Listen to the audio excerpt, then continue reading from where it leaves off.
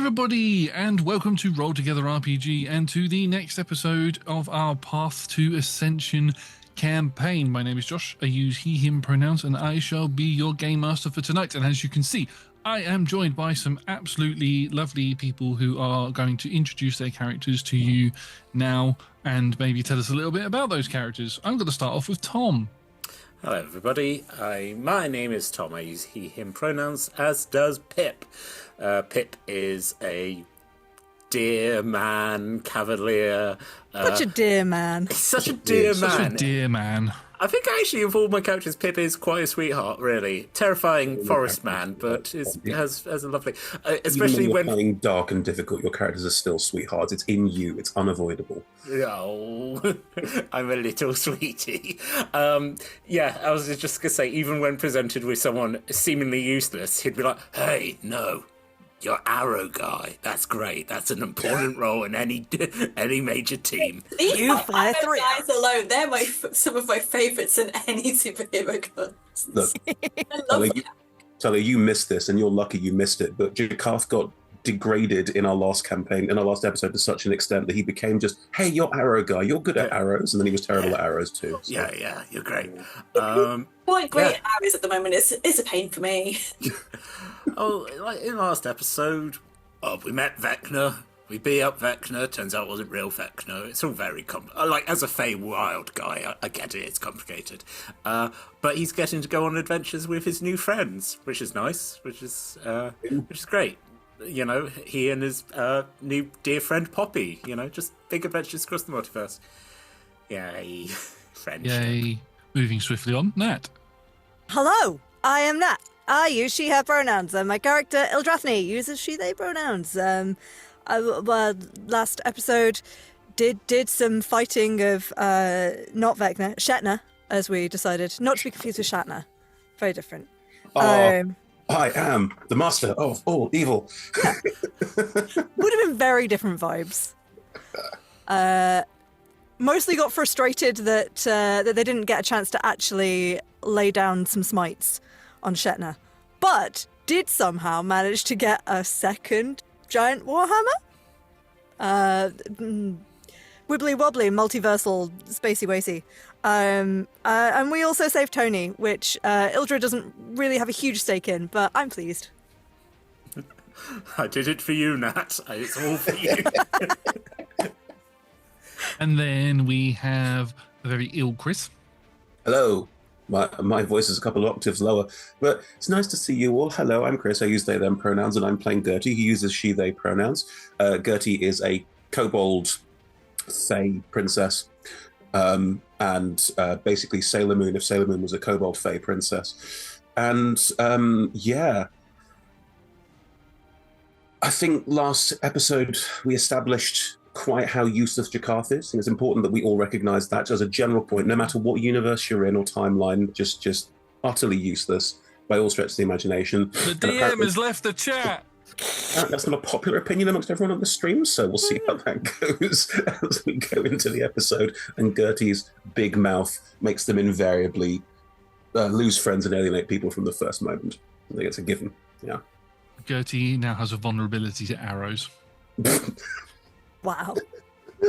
Not piercing, just arrows. Just arrows. I'm not bitter. Then finally, we have joining us as a special guest for the next few sessions, we have Talia. I'm special. Yay. Hi, I am Talia. I use she, her pronouns. I am playing Dinmoira Latram, she, they. Cleric of Kalemvor, except for there is no clericing and no Kalemvor right now. Very dead. Not going through the world's best times in a reality that is wrong. Everything is wrong. Nothing. All of her friends are dead or didn't exist or become the monsters they didn't want to be. Same I go with family. And all that they've got left right now is Jakarth, who is mentally being useless and is now hunting her down with arrows, and it's very painful. Talia, on the plus side, as we established in the last episode of this, everything is Jakarth's fault, so it's all fine. No. Fortunately, he is one of my best friends, and I am mad at everything. Okay. I realise I entirely forgot to tell you anything about Ildra. That they are also a cleric with a dead god, bit of paladin, and also a Dhampir. Woo! Don't be clever. Yeah!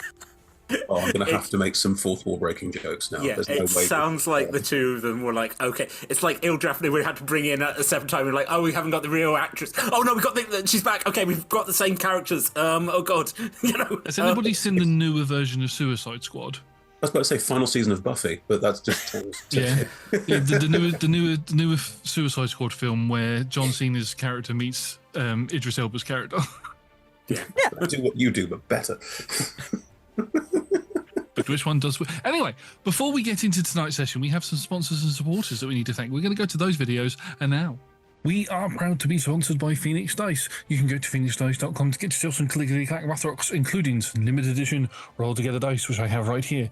And if you use the code Roll Together, all caps, at checkout, you can get yourself 25% off of your purchase. We're also proud to be supported by Idle Champions of the Forgotten Realms. If you type in exclamation point code into chat right now, you'll get yourself a code for a free Electrum chest, which you can use to get items to power up your heroes as you collect them and battle through waves of monsters for free on various different devices, including fridges and freezers and microwaves, if you have the smart kind. We are also proud to be supported by Homie&theDude. They are a TTRPG group that make various different supplement books, not just for D&D, but for all kinds of different types of TTRPGs. They've got The Wandering Tavern and Scorched Basin, and if you want to check them out, you can follow the links in the chat or in the description below, and you can see if they have any other Kickstarters going on at this point. And if you're interested in buying any of their stuff, if you type in Roll Together, all caps at checkout, you can get 10% off of your purchase. Massive thank you to the D20 Club Dice Heads and other tiers on Patreon. They are fantastic. They are the best.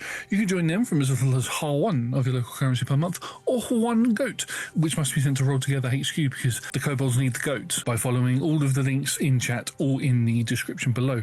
Speaking of the description below, if you are watching us on YouTube, please do consider liking this video, subscribing to the channel, and commenting down below, because it helps the algorithm tell us what you like, so we know what to make more of for you.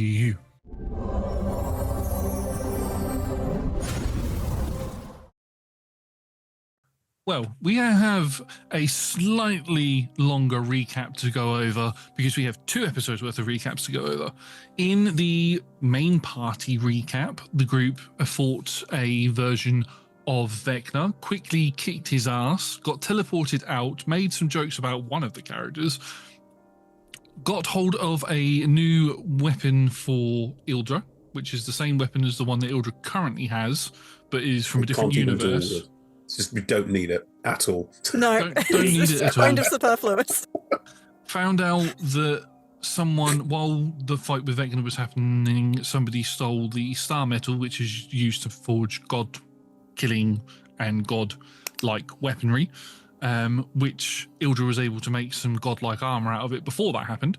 That sounds like future Gertie's problem. Sounds like future Gertie's problem. And also they were given a golden bangle by future Zinmoira to give to present day Zinmoira, so that Zinmoira could get their powers back by connecting to a Kellenvor somewhere in the multiverse and timeline stuff. That's all headache stuff. And we ended that session with them going through a door and walking out into an alleyway.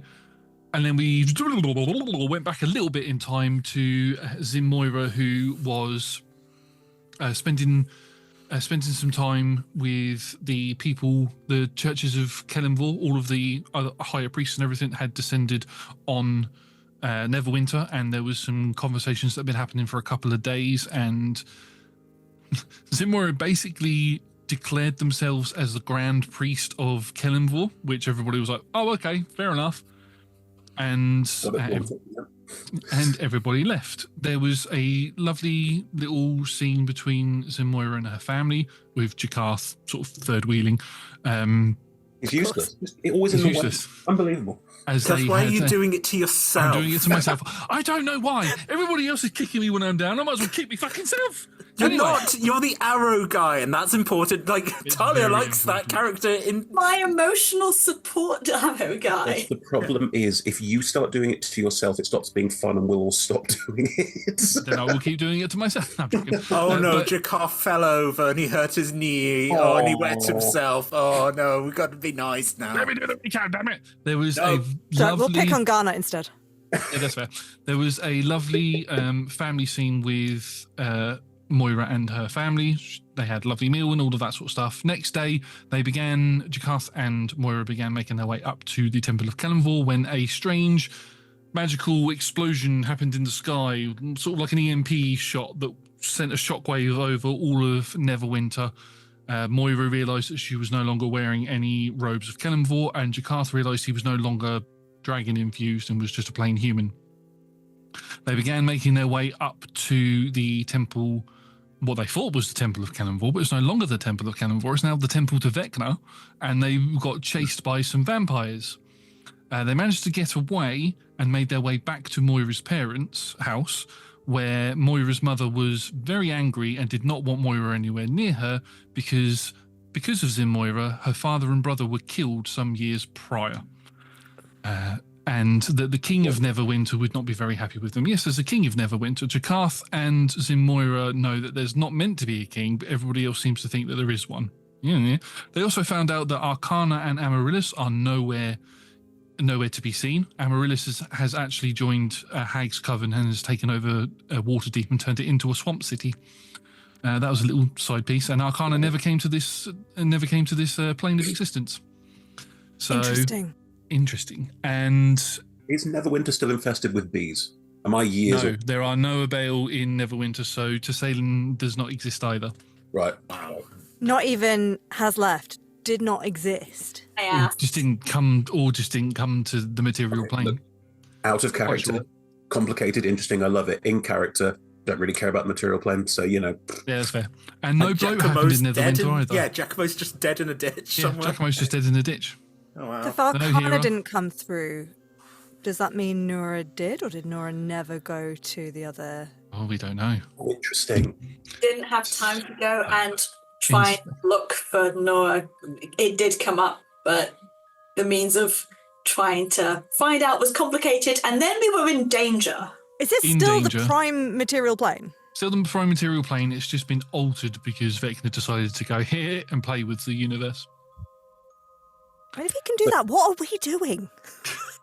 Already Anyway. No, it was fucked from the start. No. Yeah. Please, Anyway, Sometimes you have to look future at them mentor, bosses. please. I can't mentor you if I die. this is true. Zimoira and Jakarth had to run away from her parents' house because a vampire version of her father and a ghoul version of her brother came into the house looking for Zimoira because she's been branded a traitor because she is a Dampier that does not serve the king. They decided to make their way towards Castle Neverwinter to see if they could scope out how to get in there because they were told by some people that if they killed the king, that everything should revert back to normal, hopefully. Fingers crossed. They got there, and there was some strange music going on in Jakarth's head, and he suddenly got taken over and started to attack Zimoira, who had to run. Zimoira doesn't have any magic whatsoever because she doesn't have a connection to Kelemvor, and we ended the session with Zimoira rounding into an alleyway being chased by a lot of ghouls, a lot of vampires, and Jakarth. And as you sort of run into the alleyway, Zimoira, the gate opens and a door opens and three figures step through. I will let Chris speak now. Josh, did we see this putative king? You've not seen him, no. No. Not Okay, even in like a projection image No. of. No. What I'm saying is, all right, everyone, be prepared. It's going to be some other character who shouldn't be the king is now the king. It'll be like, oh, no way, and it'll be that totally terrible Marvel reveal. Just Oh no, you've been told that the King of Neverwinter is a figure called Mordecai, who is a servant to Vecna and to the Abalethic sovereignty. You were told by the guide. I thought, okay. In which case, ignore what I said. They couldn't hire the actor. It's fine. Yeah. We tried. But we are about Busy to with beat up other Jakarth. projects. You are about to beat up Jakarth. As the three of you step into this alleyway of Neverwinter, I'm going to need you all to roll me initiative, please. I mean, bold of you to assume we're going to go into a fight. We're just like, I right, mean, that's... there are vampires and ghouls everywhere. You can try and talk your way out of it. Josh, Yes, can I check some things before we roll initiative? you can indeed. I fly. At what height are we at when we come in? I mean, I would assume walking through, but if you want to fly through, you I can. barely ever walk, so am I? Yeah, if you're flying, you're flying. At ground height, yeah. Yeah, if you want to be. Fine. Are there things literally all around us, or are they a distance away? Is Zimoira running towards us? You got 20 foot to Zimoira, and then Zimoira is probably about 10 foot into the alleyway, and things are round in the corner. And it's just a straight alleyway. There's a wall behind us. We're in a cul-de-sac. There's a wall behind us, straight away ahead. Yeah. How wide is the alleyway? The alleyway is 15 foot wide. Thank you. And is there a particular smell? Decay and death. Wow. Is this the material planet? Whoa! What? Welcome. This is what it's like. I don't think it's usually this bad. Yeah, normally it's not like a bunch of zombies running around, but I don't know. I've been away for a couple of hours. Things do change very quickly. I always heard it sucked, but I never realized it sucked this much, you know? Oh, are you in trouble? You look like younger Zim. Hello. We weren't supposed to say that. Are you in trouble? Do I fucking look like I'm in trouble?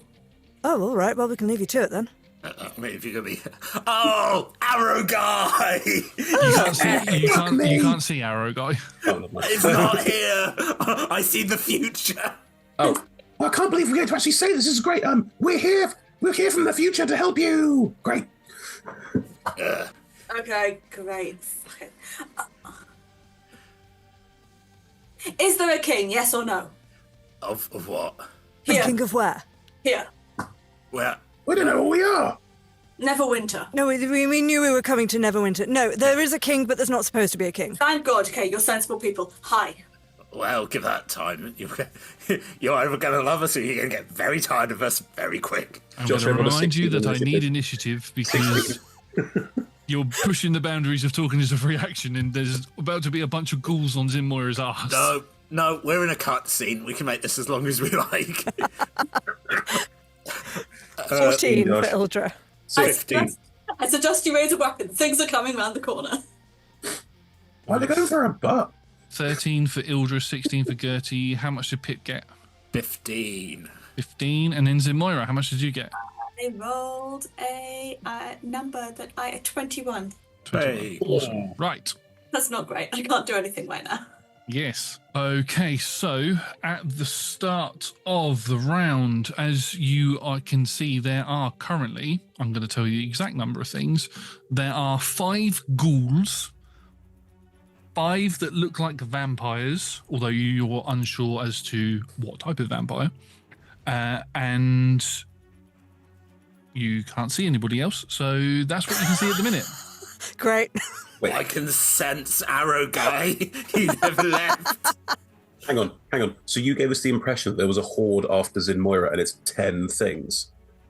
They could that you can see. And 11 things. Oh no, 11 you can creatures. see. It's a horde when you have no access to any spells. This is true. No, this wasn't a dig at Zimoira at all. It was more a dig at the horde. I mean, we've turned the town hostile against us, so everyone's gonna be coming for us. We Even also the did wipe shopkeepers. the floor with a horde of 20 zombies in the first episode. So Yeah, I'm just saying. It's true. So round in the corner is a very regal-looking vampire who has a leash wrapped around his hand, his claws out, fangs bared. All of the vampires have got leashes wrapped around, and all of the ghouls have got collars wrapped around them as if they've been walked around like dogs. Yes. So this vampire is going to walk around. The vampires go first, otherwise there'll be some weird, turn-based initiative of the vampires and ghouls working really dragging each other along. Come on, you need to move. The Enthusiastic pet dog. Yeah, exactly. So the vampire is going to move. It's going to be able to get within range of Zen Moira, and it's just going to make 2 attacks at you, Moira. This is your father attacking you. Oh, Oh, great. Papa. Oh, Papa, please don't hurt me. Daddy, no. Daddy, not with your leash. He gets 2 attacks. That is going to be a 26 to hit and a 25 to hit. Only you made that filthy now. I saw that face. Only you made the choice to make that filthy. We just said Daddy, no, which is perfectly fine. No. It's what Tom said. Oh, what did Tom say? What did I miss? I just said, Daddy, no, not with that leash. That's a true Worse. statement of what's happening. That is I will have that is an worse. upstanding member of society. I'm the crumb bum, the rude fellow. What? The crumb bum? You've heard me, the crumb bum. welcome to Path to Ascension, Talia. Then Moira is being beaten up. Please, a moment of respect. Her papa is biting her. Both of those hit, by the way. Chomp. You are going to take 9 points of bludgeoning damage and 7 points of necrotic damage. And the second attack, the vampire is going to grapple you Fun for them. by grabbing you by the collar. What is he hitting her with? His claw. Just one. Shing, shing, just sort of slashes across your chest area and then instantly grabs you around this bit here. But it's bludgeoning damage. It's bludgeoning damage. What did I say? Slashing? Well, no, you said a slashing claw and then described it as bludgeoning damage. So it was I'm just reading what it tells me on there. He sort of and then accidentally punched. It's like, Well, you said it's bludgeoning. I thought, with a claw? Yes, that is its turn. It has you grappled. We then move to another thing's turn. What is everybody's passive perceptions, please? 19. 50. Oh, 20. Sorry, it's 20. 10. 15. I'm very perceptive for a tiny, tiny kobold. Okay. That ends that thing's turn. Next, there is a ghoul that begins moving up very close towards the vampire. Is the vampire that just attacked Moira, as if it is that vampire's particular pet? Is it on the leash, or is there a different one on the leash? Is this pet rivalry? No, none of these are on. It's like they've been let off of their leashes. This one looks I like your see. brother's in Moira, and it is going to run at you and makes 2 bite attacks at you. 1 bite, 2 bite. 1 bite, 2 bite. That is going to be. I don't think these are going to hit you. It's going to be a 16 to hit and a 13 to hit. Nice.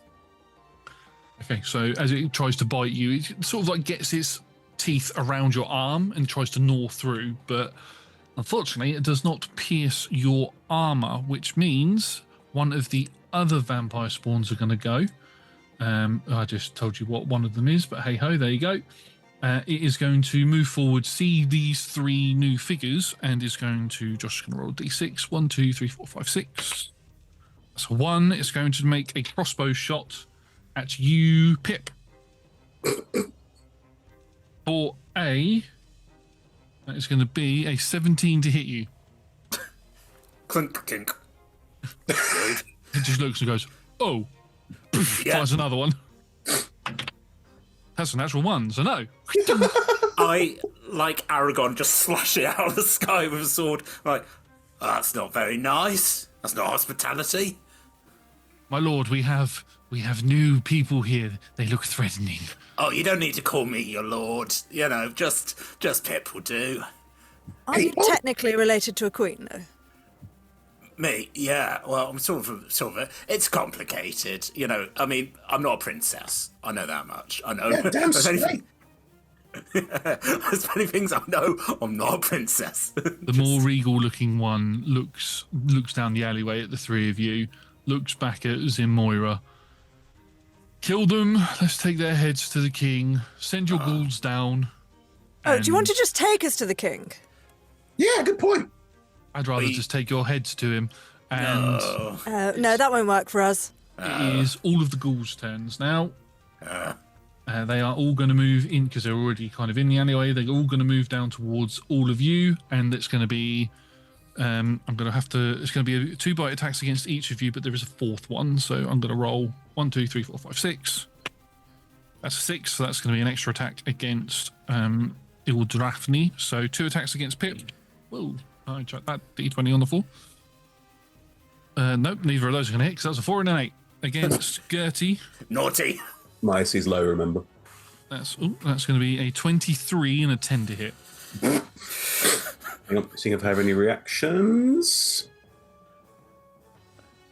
That's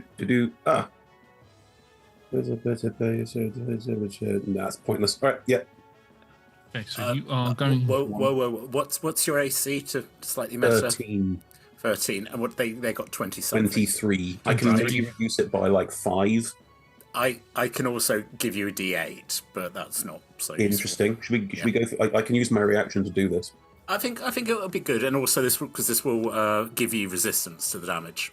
Great, Josh. Then in which case I'm going to roll a D6 using my cosmic omen to make that zombie reduce it. I roll it. Mm-hmm. So where's the D6? Come on. 3. So I reduced that attack roll by 3. Down to 20, yep. And now it's 4, because I rolled a 4. Okay, so it goes down to 16. So 16, it still hits. Okay. So that is going to be... resistance to this attack damage. I have resistance to bludgeoning, necrotic, piercing, poison, and slashing already, so... Right, that is going to be 5 points of piercing damage and 6 points of necrotic damage. Good.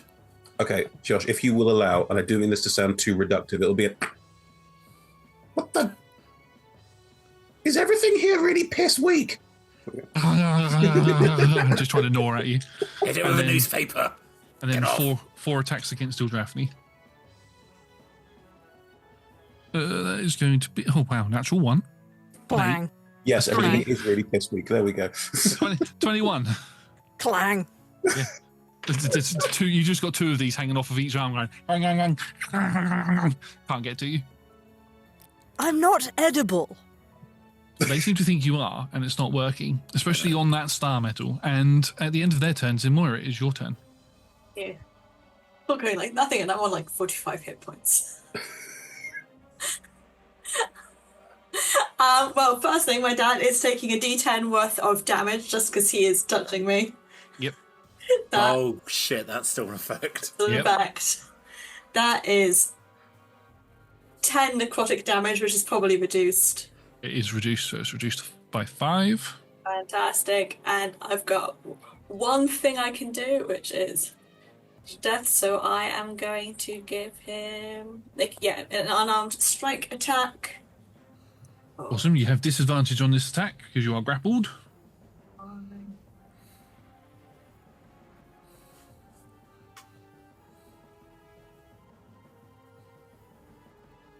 That's what they do.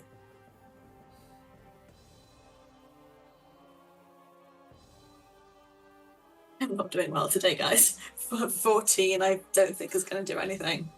14 does not hit, unfortunately. Sick.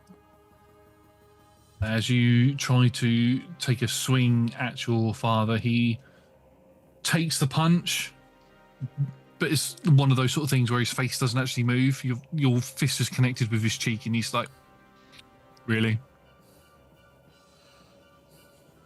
I would be so upset at you. Just smiles at you, dark red eyes looking at you, his fangs I always poking out. Intelligence and your ability to have any kind of self-control. Look at what you've become.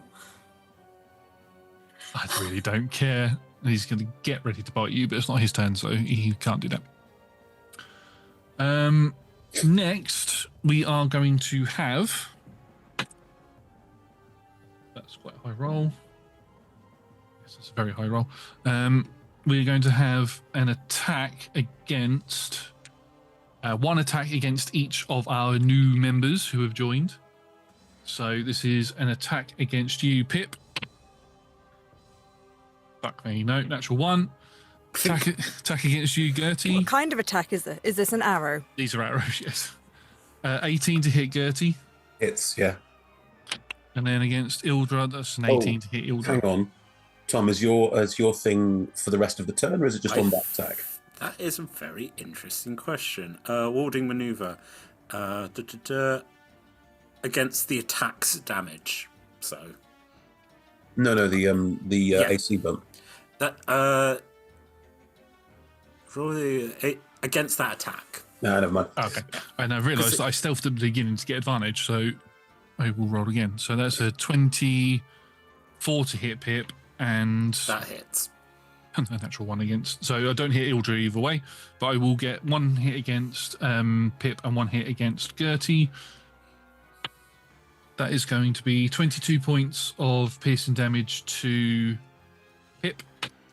Ow. And 19 points of piercing damage to Gertie. Is it magical? This is magical, yeah. Okay. I take that one. Yeah, you just hear a noise, and then you just get one arrow in your shoulder, Pip, and Gertie, you get one in your. You get one in the knee. You take one in the knee. She's only got little knees. Josh, you can't fire from stealth and remain stealth. Where the fuck is he? Oh, you can see that he's on a building about 300 feet away, and he's teleported up in the air and then landed. And Because who he's is it? still 300 feet away. You think it might be Jakar? You're not 100% sure. He's quite far away. What's he doing here? Hunting me. We're on your side. Oh, maybe different version. Yeah. Can I? He's effective in this universe. What happened? Hey, arrow guy. Don't hurt him. He's mind controlled. Oh. Can I just knowing? Sorry. Rewind. Knowing that he's still quite far away, can I use my reaction to intercept Gertie's hit?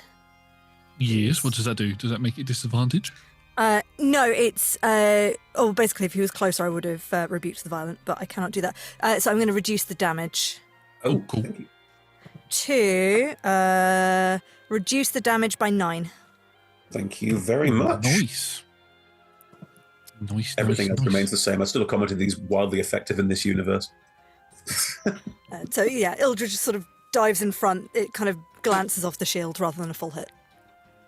Amazing. Right, so at the end of Jakar's turn, who you can see is quite far away, it moves to the other 3 vampire spawns' turns. These ones are going to move into the alleyway behind their ghouls, and again, each of them are going to make attacks against each of you. I'm going to do 2 attacks against Pip.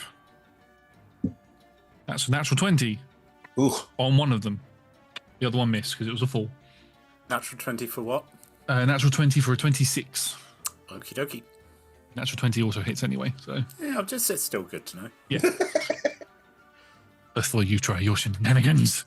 Oh, yeah, sort of. That is going to be 7 points of claw damage, slashing damage. Slash. For some reason, that one's is slashing and the other one's is bludgeoning. I don't understand how they've changed these things. Anyway, 2 attacks against Gertie.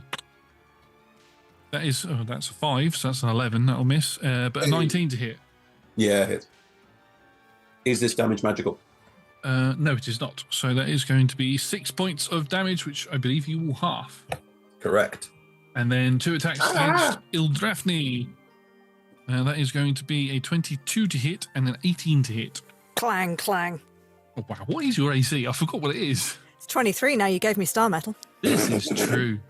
Yeah, clang, clang, as these things, they're like, we can't get through to this one. Just kill them already. We're trying. Don't speak back to me. Sorry. Oh, no. So they're idiots then as well. These weird comedy stylings going on. I want to it's your slipped on turn. a banana skin. What are you doing? Also, why am I clanging? I'm wearing leaves. Clang, clang. Yes, go Clangy to your turn. leaves? Clangy leaves, yeah. Sorry, Gertie, your turn. Oh, sorry.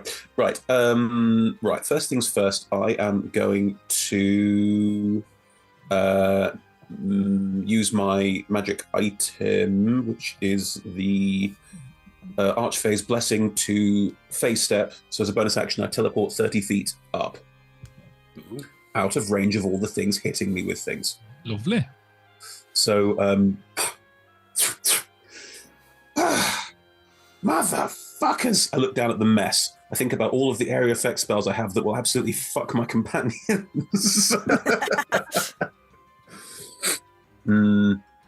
Yes, it is tricky.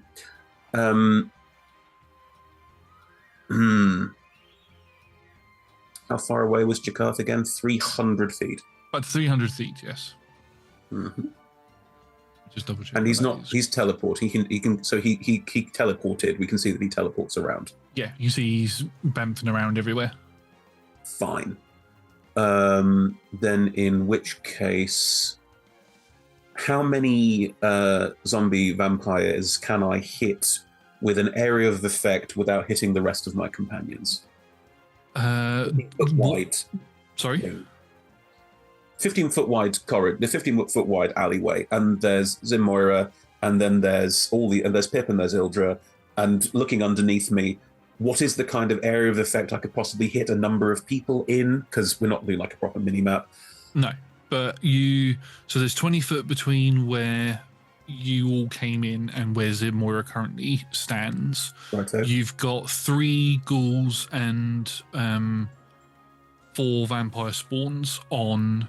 No, 3 vampire spawns. 4 ghouls, 3 vampire spawns on your friends, and you teleported up so you wouldn't get attack of opportunity. Yep. So, depending on what it is that you want to cast, you've got about 15 foot between. Yeah, the clearance is bad. Groups. So fireballs are bad. Oh no, fireball definitely not a good idea. Wall of fires are bad. Aren't Pip and Ildra fire resistant? Pip isn't anymore because Josh said, "How come? I'm now cold resistant because I sleep outside a lot." Yeah, that makes sense. But you were tiefling. Yeah, well, we that got brought up in my origin episode where I got set on fire, and then I said, "I've got that," and Josh said, "Well, you shouldn't," and then that was taken. Josh, I'm going to do a little bit of lawyering here, if you will allow. Fireball Yes. is a 20-foot radius, correct? What is? Fireball is a 20-foot radius. Yes. Right. If I aim it high enough, because it's a radius, therefore presumably it would be a sphere, could I aim it in such a way that it will hit everything? Because assuming that nothing went past Ildra and Pip, like they're a line, because 15 foot. Yeah, no, nothing's gone past, and they're all sort of Right. And assuming that the things around Zimoira are going to be somewhat in front of or behind, like either the ghoul or her dad will either be behind or in front, yeah? they'd be behind her. Yeah. Behind her. Okay, so I can't hit those. But if I put the fireball higher up in a 20-foot diameter sphere, I could angle that so that it won't hit Pip and Ildra, but it will hit all of the things attacking them and not hit Zimoira because of the curvature. Yeah, I'd allow that. Go for it. Sweet, thank you. Just the eyebrows. Well, I will shout duck, and I expect Tom to shout goose. So I will look down. I will fly up a remaining 30 feet to give myself a little bit more room, so I'm out of the way of everything. And I will shout duck as I will cast a fireball at Where? level down and aiming it for the top of the alleyway to scorch the things in between Zimoira and us, but not to hit Zimoira or Pip or Ildra. Yep. So that is dexterity saving throws from my end, isn't it? Dex So saves, please. I need dex saves from everything in between Pip, Ildra, and Zimoira, which This I is going believe to is be 4 ghouls. 4 ghouls and 3 vampire spawns, I believe, yes. What is your DC? 20. All right, I got one passed. I got 121 on the ghouls. Excellent. And then the vampires, I will tell you now, they are vampire spawns. Fine. There's 3 of them, and none of them passed. Okay, now this is going to be complicated because of the way I'm rolling this. So I have an elemental adept fire, so my spells ignore resistance to fire damage. And when you roll damage for a spell you cast that deals fire damage, you can treat any roll of 1 on a damage dice as 2. So that'll be fun to try and work out. Give me It should do it if you're doing it on D&D Beyond. It should do it for you automatically. You're kidding. Should do. All right, so that is 10 d6. So let's go.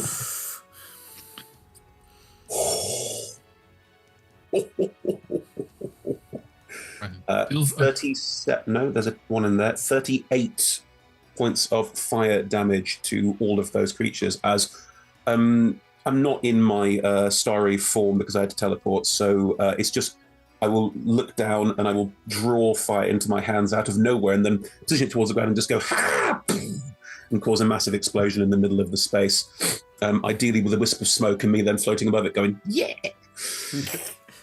Pip quietly goes, suppressing fire. Yeah, we're back. No, suppressing fire's guiding bolts. That's very specific.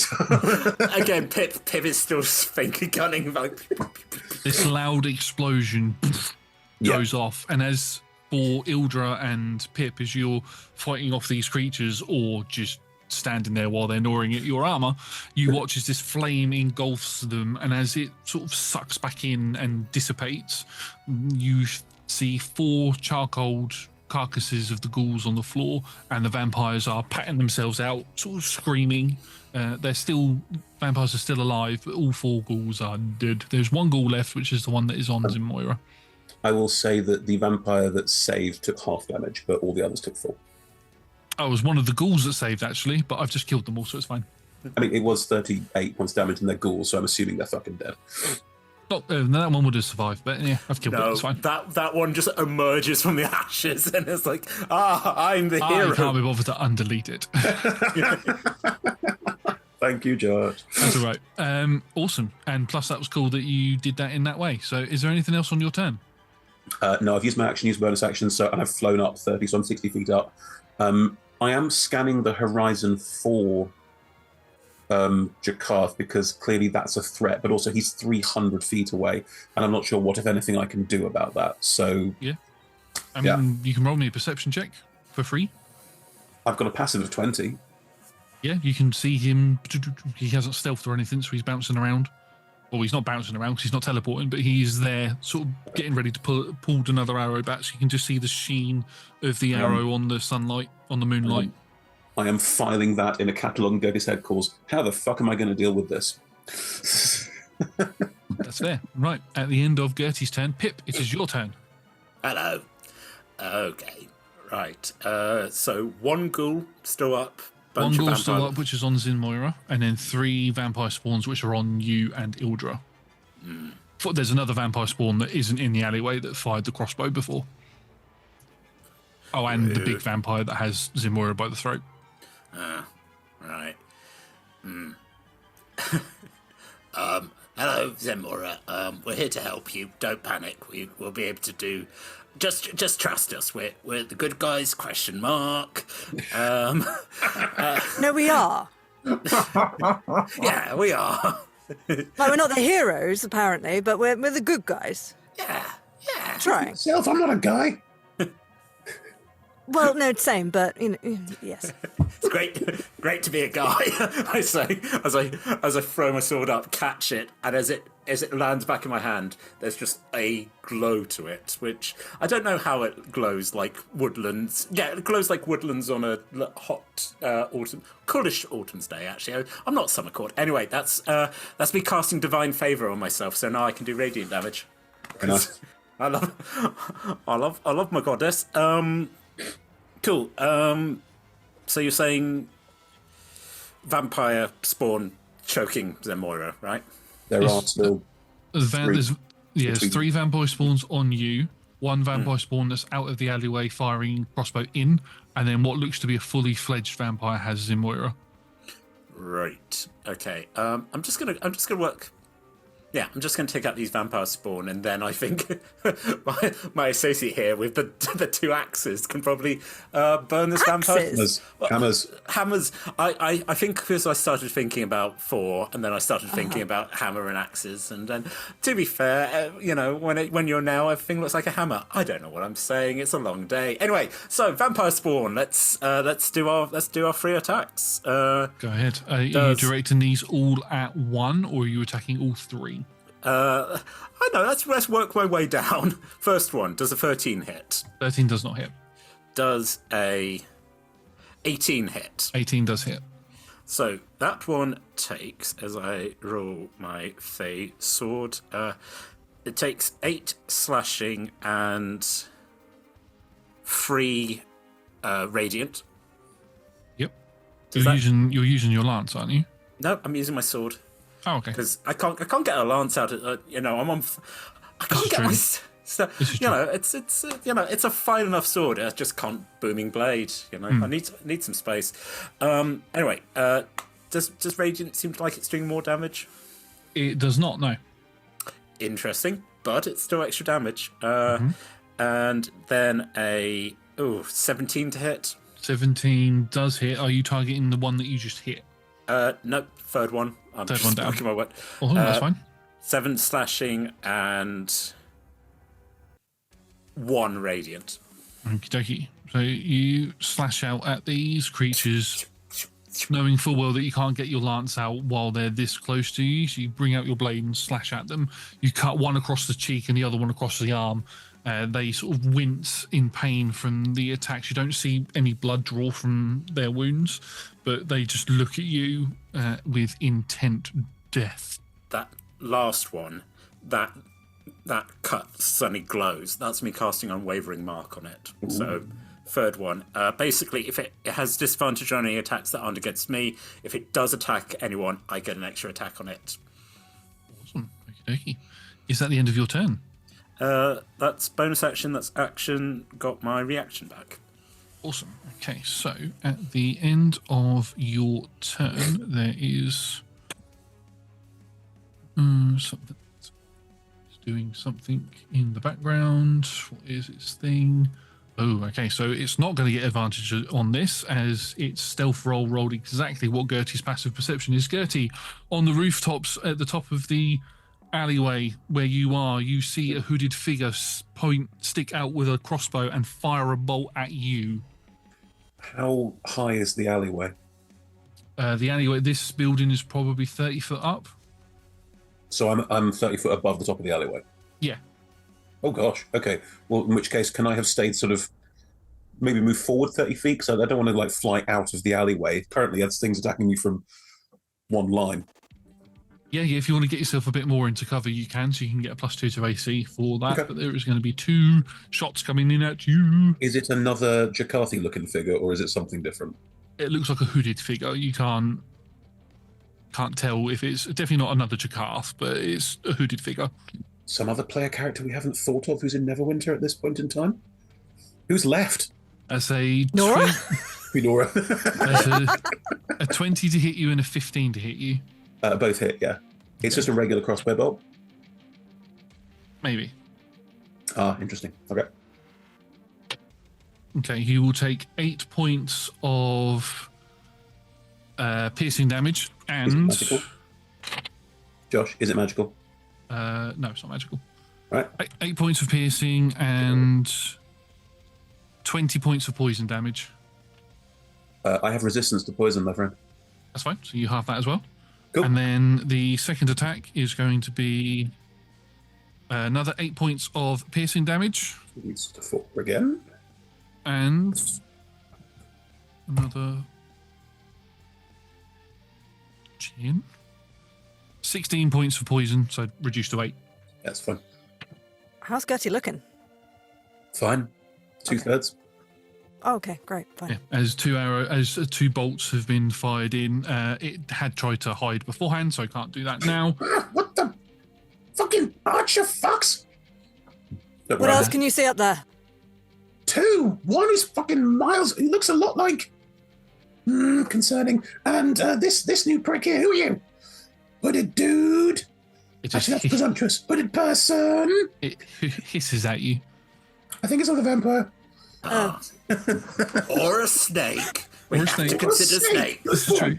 At the end of its turn, it moves to Ildra's turn. Just going to look down at the vampire spawn still in front of me. The 3 vampire spawns still in front of me.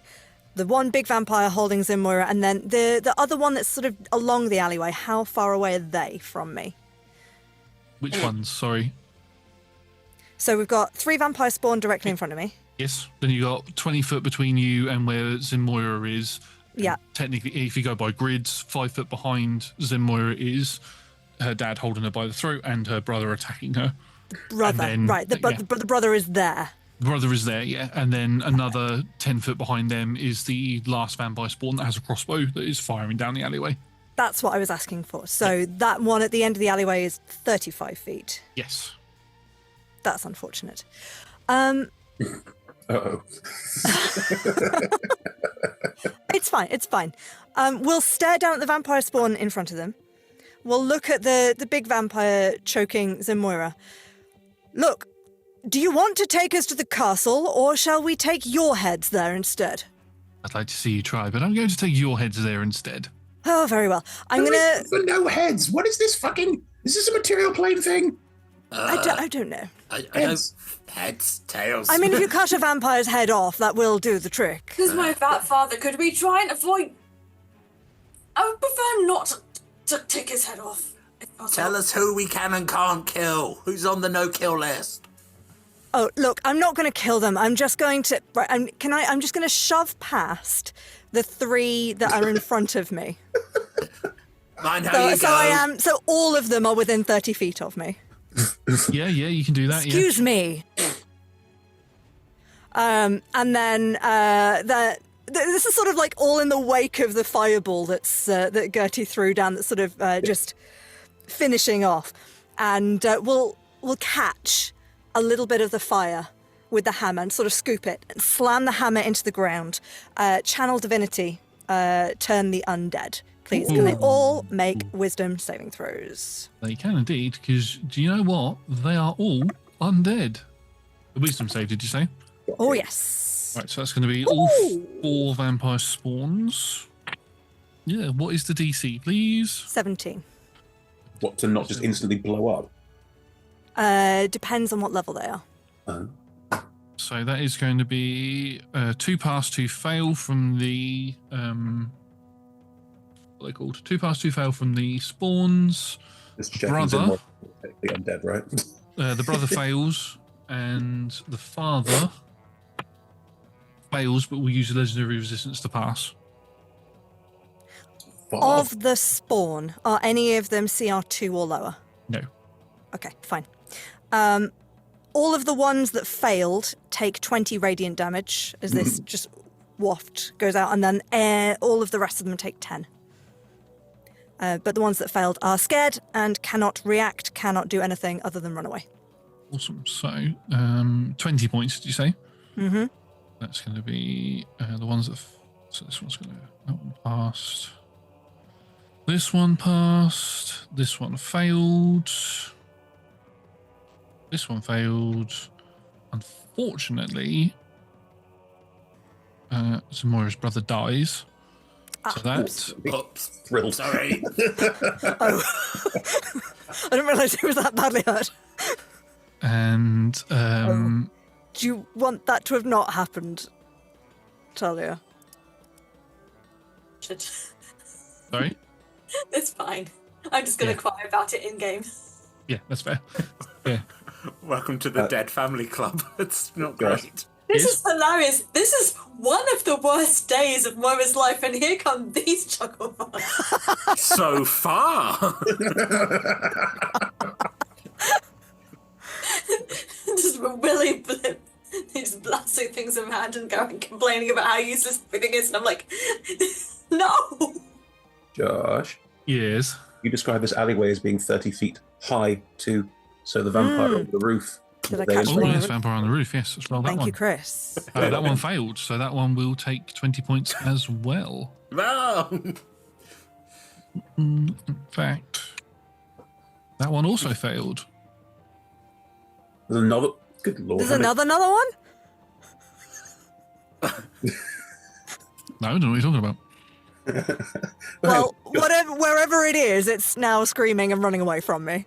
Yeah, you just hear a come from More the snakes on the roof. Yeah, come from the rooftop above. Piss off, snakes. Piss off. Above what? Sorry. What can I see the other one?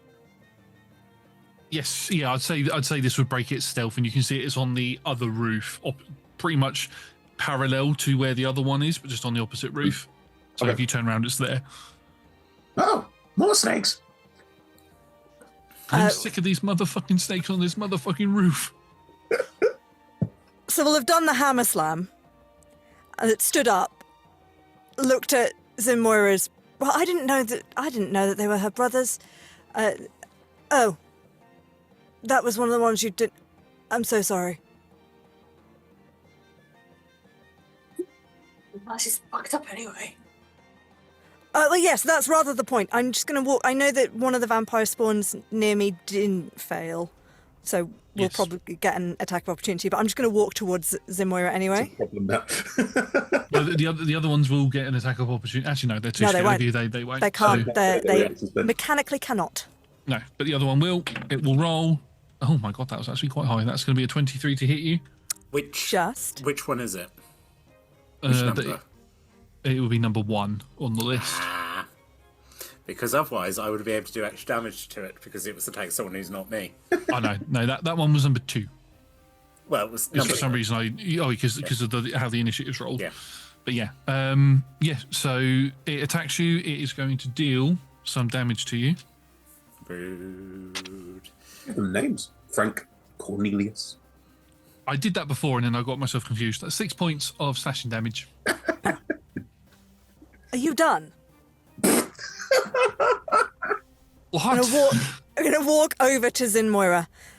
You're right. The world is wrong. We're here to fix it. Here. May I throw the bangle to them as a bonus action? Is. I was Or hoping you free would.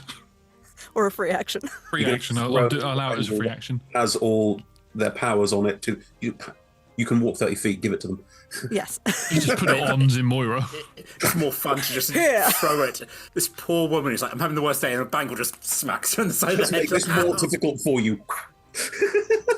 Well, I'm glad you did that. I can't do anything about the... I mean, she's still being choked by her father, so I can't do anything about that. Daddy, no. As the are you putting the Okay, made it bangle on worse, Zinmoira yes. or just chucking it to Zinmoira? Give me your arm! All right, as the bangle connects, there's this searing light that emanates from it in a large, almost like a radiant explosion. Nobody takes any damage from it. But Zinmoira, I would very much like for you to hit the long rest button, please. Yay! You now have access to all of your clerical spells. Yes. Sleepy peeps. Now we are a party. And you watch as the radiant energy sort of fizzles out and falls to the ground like stardust. You watch as Zinmoira, your body, your almost Sailor Moon-esque style, your armor that you were wearing in the Prime universe, like how your armor should be with the symbol of Kelemvor on it, it all begins to etch itself back into your armor, and you are as you should be.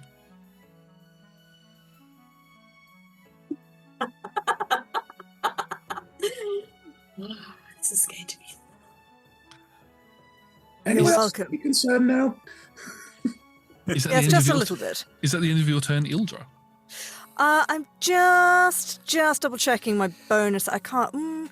My bonus action spells. I don't really want to compel duel the dad because we've had specific instructions to not kill him. I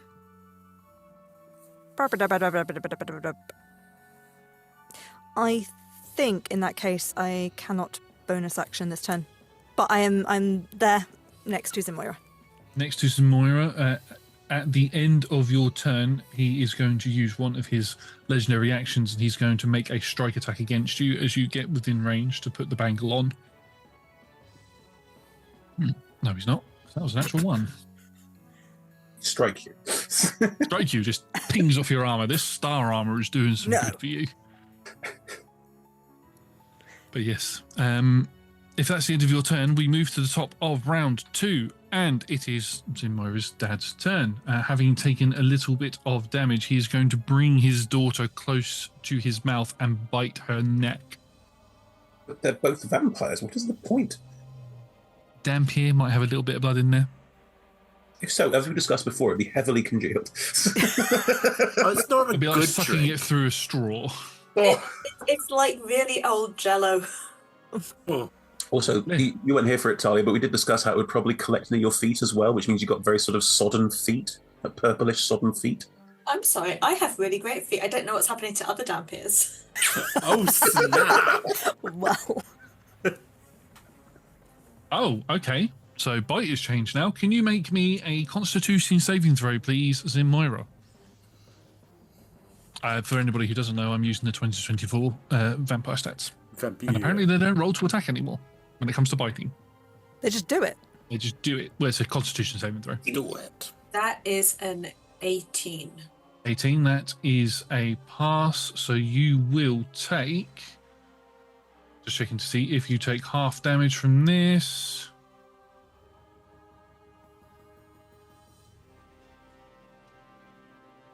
No, it doesn't say that, so you don't take any damage. He just bites into you and can't draw any blood out. There's like, Because it's like Jello. It's in her feet. No, it's not in Zimora's feet. Zimora's not like other vampires. She's got lovely feet. We've established that. he's going to proceed to grave strike you twice. My foot. Oh. See, that felt like a point. Are you sure you don't want us to stop this? You don't get to do. You've done. There's many others we can deal with if you're busy. Yeah, we can work on the others. We didn't mean to stumble into something personal. Sorry. 23 to hit you. Yeah. That is going to be... How high is your AC, Talia? 19. All right, I can use another worry action to try and reduce that, to try and avoid that hit happening. If you'd like me to, I can. It's a reaction. Vampire. No? Do it. Yeah. Okay. If it makes you, I don't. I mean, Zimora has just been fully healed. If Zimora was still on 45 hit points, I probably would have gone, yeah, do that. Okay, then for the time being, I'm just going to go. I think we've got this. We're clearly not involved. 9 points of bludgeoning damage for some reason, and 8 On a points bite. of necrotic damage. Or This is a strike. resistant Oh. necrotic. Strike, is it, Josh? Yeah, it's a strike. Yeah, I'm resistant to necrotic, so. That's fine. So you take yourself some damage, and your father is going to begin moving away from Ildrathni. So Ildrathni will get an attack of opportunity. But he has you dragging Zimura with him. Zimura specifically told Ildra not to. Can I use my attack of opportunity to try and counter grapple Zimura? If you want to, yes, you can do it against Zimura, because one of the new things in the D&D is you can, when you roll to attack, you can, instead of doing damage, you can grapple the target. So yes. He started around. That is 2 points of necrotic damage on him because he started around grappling me. Awesome. I do not know that I'm going to take damage by grappling Zimura, but this is fine. Oh yeah, the 2 was already reduced, so you don't need to do it. All right. I'm a roll athletics, I guess, against this guy. That's gonna be a 21 strength. Oh, he needs to roll athletics as well, doesn't he? Yes, that would be a good idea, wouldn't it? I mean, if you want to be technical, technically, Ildra's rolling against his last grapple against Moira. If you want to be technical. Which was... Which I can't remember, so I'm just going to roll again. Yeah, fair. That was ages ago. Yes, you beat that, because I rolled a 3. I don't think so. Yeah, he just pulls Zimura out of his grip, and so the grapple's broken on him now. the grapple is completely broken. Oddly enough, you don't take any damage from touching Zimura. Well, we don't know. Eldrathni doesn't know that that's a thing. No, but just for Talia knows why that happened. Why that's happening. I got a little bit of control at the moment. Yes. Right at the end of Father's turn, we see Father. We see the one assassin who was hiding is now no longer hiding, but is going to take a shot at Gertie as running. It cannot if it failed. Goodbye. Anything that failed can take no action other than running away from me. Not even when they're outside of the range of it. Yep. So do they get to save each turn, or is that just a nope? They're running. Turn for a minute, or until it takes any damage. Okay, So so that happens. they will run. So that's what they're going to do. In fact, they're going to stealth because they can do that. Technically, they can't take any action apart from running the stuff away, Josh. It's not an action; it's a Exactly. bonus action. Still, they are going, ooh, ooh, ooh, which is not making it good for self. One of them is able to hide from you, Gertie. The other one fails miserably at trying to hide from you, but they're running away either way. Yeah, you better run. So that is the end of that one's turn. The vampire spawn that passed, which is the one with the crossbow, is going to make 2 shot attacks at you. You It's going to make one shot against. I'm going to make this fair. One shot against Gertie, one shot against Ildra, because you both did something that caused a massive amount of damage. Yeah. So against Gertie, it's a 19 to hit, and against Ildra, that is. That's not going to hit. That's a 17. Oi, down here. I'm the one you want to hit. Can you fucking unbelievable? Try harder, but not against her. 4 points of piercing damage against you, Gertie, which Reduced gets a half. to 2. Because you're not magical. Sir, we don't seem to be winning this. And you can watch as the father's looking around. Looks a little bit concerned. Moira, it is your turn. You are no longer grappled by your father. There are 3 vampire spawns 20 feet behind you. There's your father, who is 10 foot in front of you, and another vampire spawn, the one that just shot the crossbow, that is 20 foot, 15 foot beyond that. That's fair enough. Can I just kneel for a bit and run my fingers through the ash that was my brother's body? I am very sorry. It's fair enough. In my reality, Pierre was a good man, a loving man, married to the love of his life. Not this. It's good to meet you. My name is Moira. I am the Grand Cleric of Glenville. Ildrathni Elandor. I suppose last remaining paladin of Firecloak. It's one religious being to another. Thank you for bringing me back. You're welcome. Nod to the other two. Can I ask my father to make a wisdom saving throw, please? I will tell you what I'm doing afterwards. You can indeed. He rolled wisdom saving throw. He rolled a 13. If that fails, he is going to use legendary resistance. Well, resistance doesn't help that much anyway. The Spirit Guardians burst out. Yay! Alright. They're here. Lord Moira! What do they look like this time? It is still the faces of everyone I love, and in it, my father can see his own face in that, and my father's and my mother's. So you're radiantly burning him with his own face. Oh, straight up. Takes a certain amount of panache, yeah. Yep, he does not like the look of his own face, or his undead face. His not undead face. His living face. There we go. This command. But I'm just going to do this suggestion. If you live through this, run. That is going to be.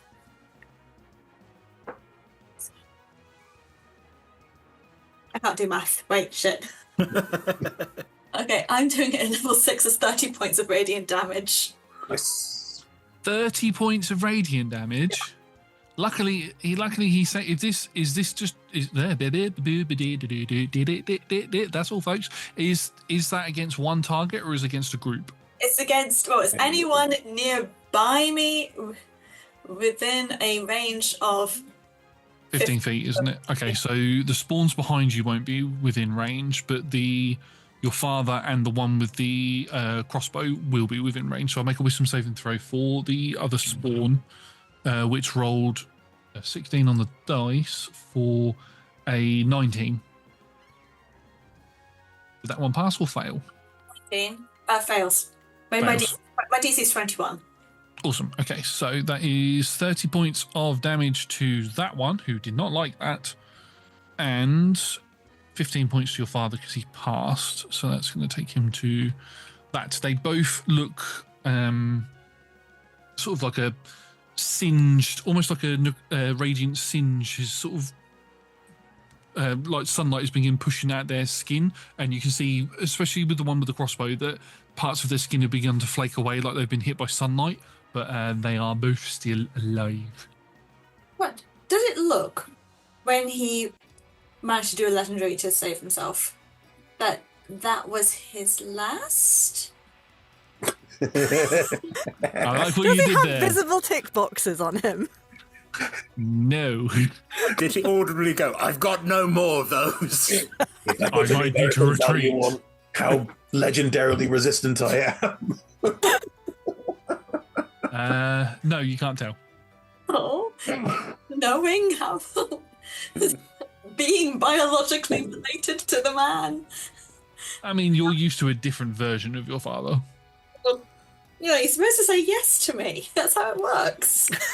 It's true, Josh. As DM, you have to give That us is the everything rule. we want. Yeah. Yeah, it's right there on the DM's handbook. I don't think you've read the new one, Josh. So it's actually on Out of the page 3 72. books, that is the one that I've read the least, to be fair. Say Well, yes. it's very late on in the book. You probably haven't got there yet. So specifically, say yes to your players, and then in small letters, and specifically Talia. Talia always gets a yes. That's fair. Is that the end of your turn, Talia? Action. I have. I could heal myself a bit. Yeah. Do that. Let's do a little. You can only cast a cantrip. Oh, yes, because you did Spirit Guardians. This is true. I've got potions. I got You can potions. drink a potion. Oh, hark at thee. Look, I spend too many of my other campaigns going, as long as there's a significant difference between your big spell, healing word gets a pass. Oh. That's what you got. Oh. I mean, we would argue, but it does say you're allowed to get everything you want in the official book, so... You Actually, can- I'm not sure if I'm going to take a potion at this stage, because they're actually too powerful for how little I'm healing. That's fair. Yeah. Anything else? No, I'm just going to try and intimidate my dad back. Awesome. Okay, so at the end of your turn, that moves it to Jakarth's turn. However, before we take that turn, I believe it's time for us to take a quick short break. Short break? That's strange. That's words in Medium my break? brain. A medium break, yes. We're going to take a short rest. Anyway, so we will be back in about 10 minutes. We will see you in a moment. Hello, everybody. Welcome back. We are going to dive straight into the next session. We've had our short rests, and, well, I mean, players have, characters haven't. We're going to dive straight into the session.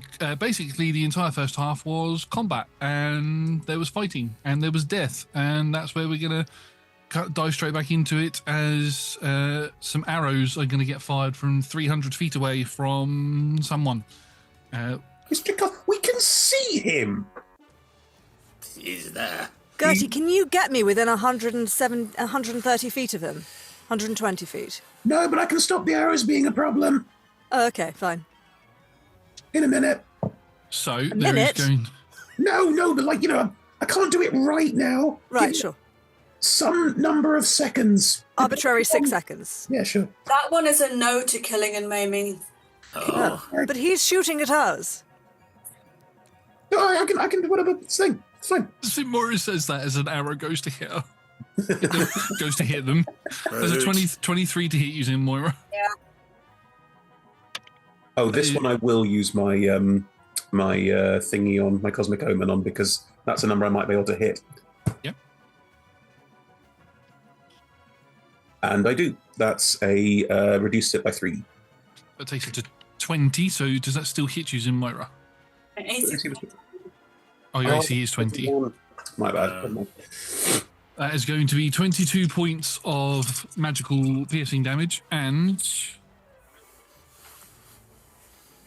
Sorry, say that again. I zoned out. How many points of? 22. 22 Right. points of magical piercing, and 27 points of poison damage. Fantastic. Guess. 27 poison damage? Yes. Can you intercept it?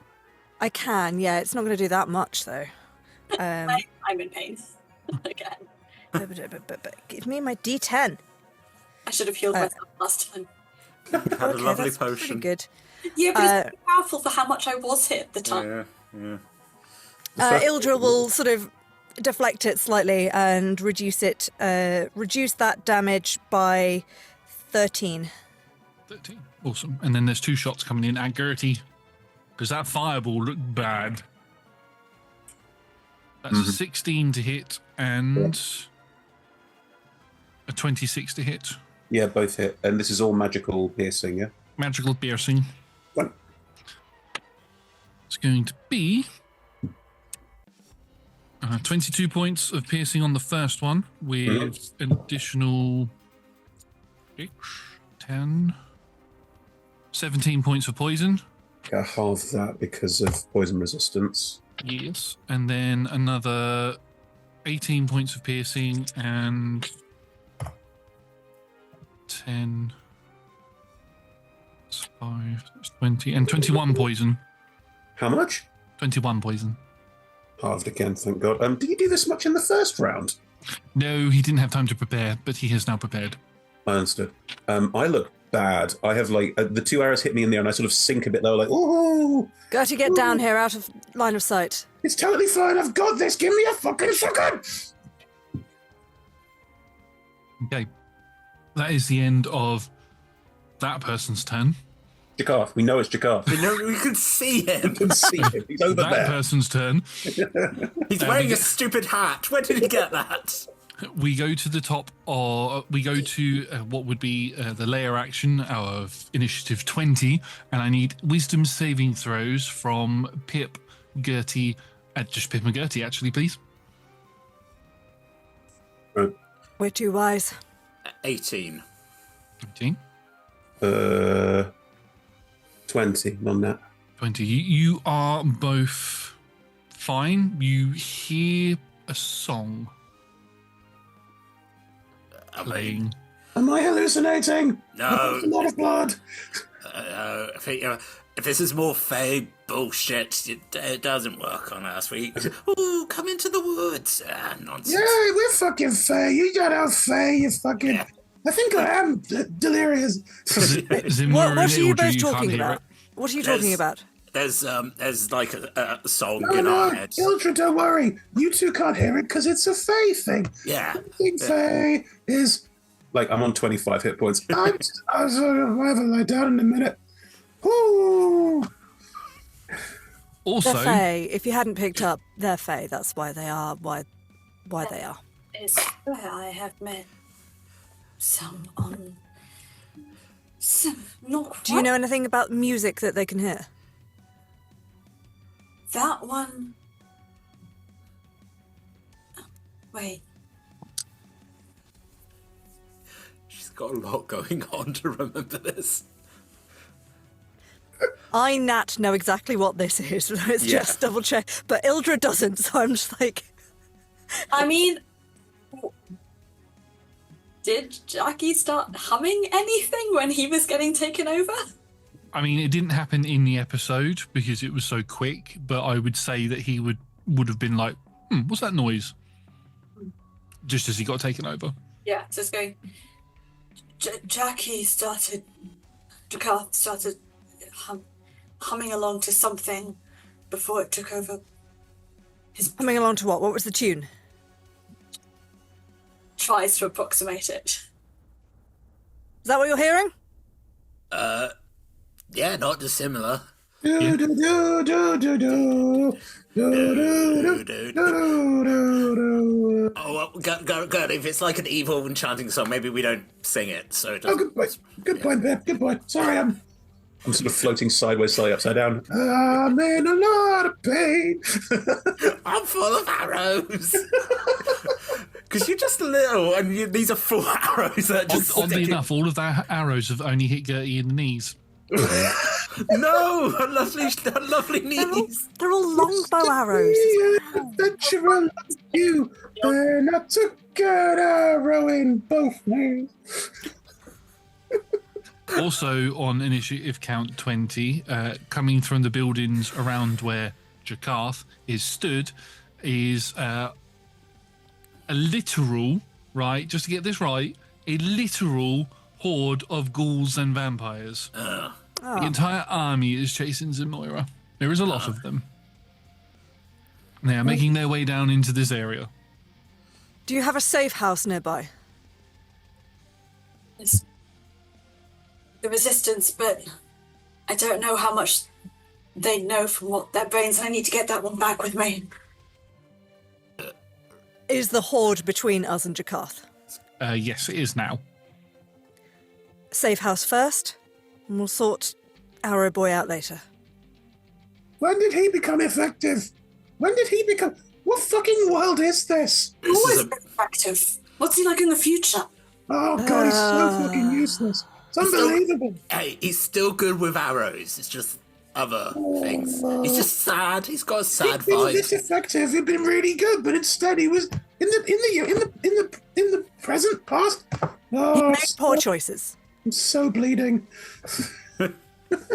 Okay, so we then are going to move to the vampire spawn's turn. Two of them have been frightened by by Ildrathni and are going to run. Actually, they can't. They have to dodge. They have to run to a corner and dodge. Actually, no, they can spider climb, so they're going to run to the end of the alleyway and run up the wall. Are they still near me? Not within 5 feet of you, no. 15. These ones weren't within 15 feet, no. These are different ones. Boo. But those two are going to run away. But there is one still there that was not frightened, and it is going to attempt to make 2 claw attacks against you, Pip, because you are in combat with it. Hello. No, look, I'm the one over here that freaked your friends out. Come over here. You. However, a 21 is not going to hit you, and a 9 definitely is not going to hit. Is this one within 15 feet of me?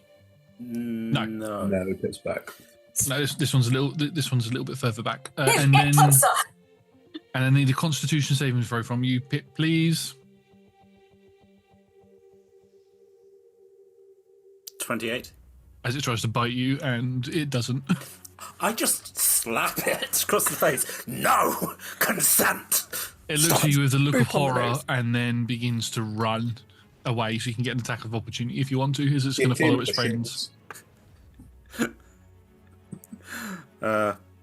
27 to hit. That's going to hit. That is 9 points of slashing and also 4 points of radiant and Looks bloodied. hold on, I can cool.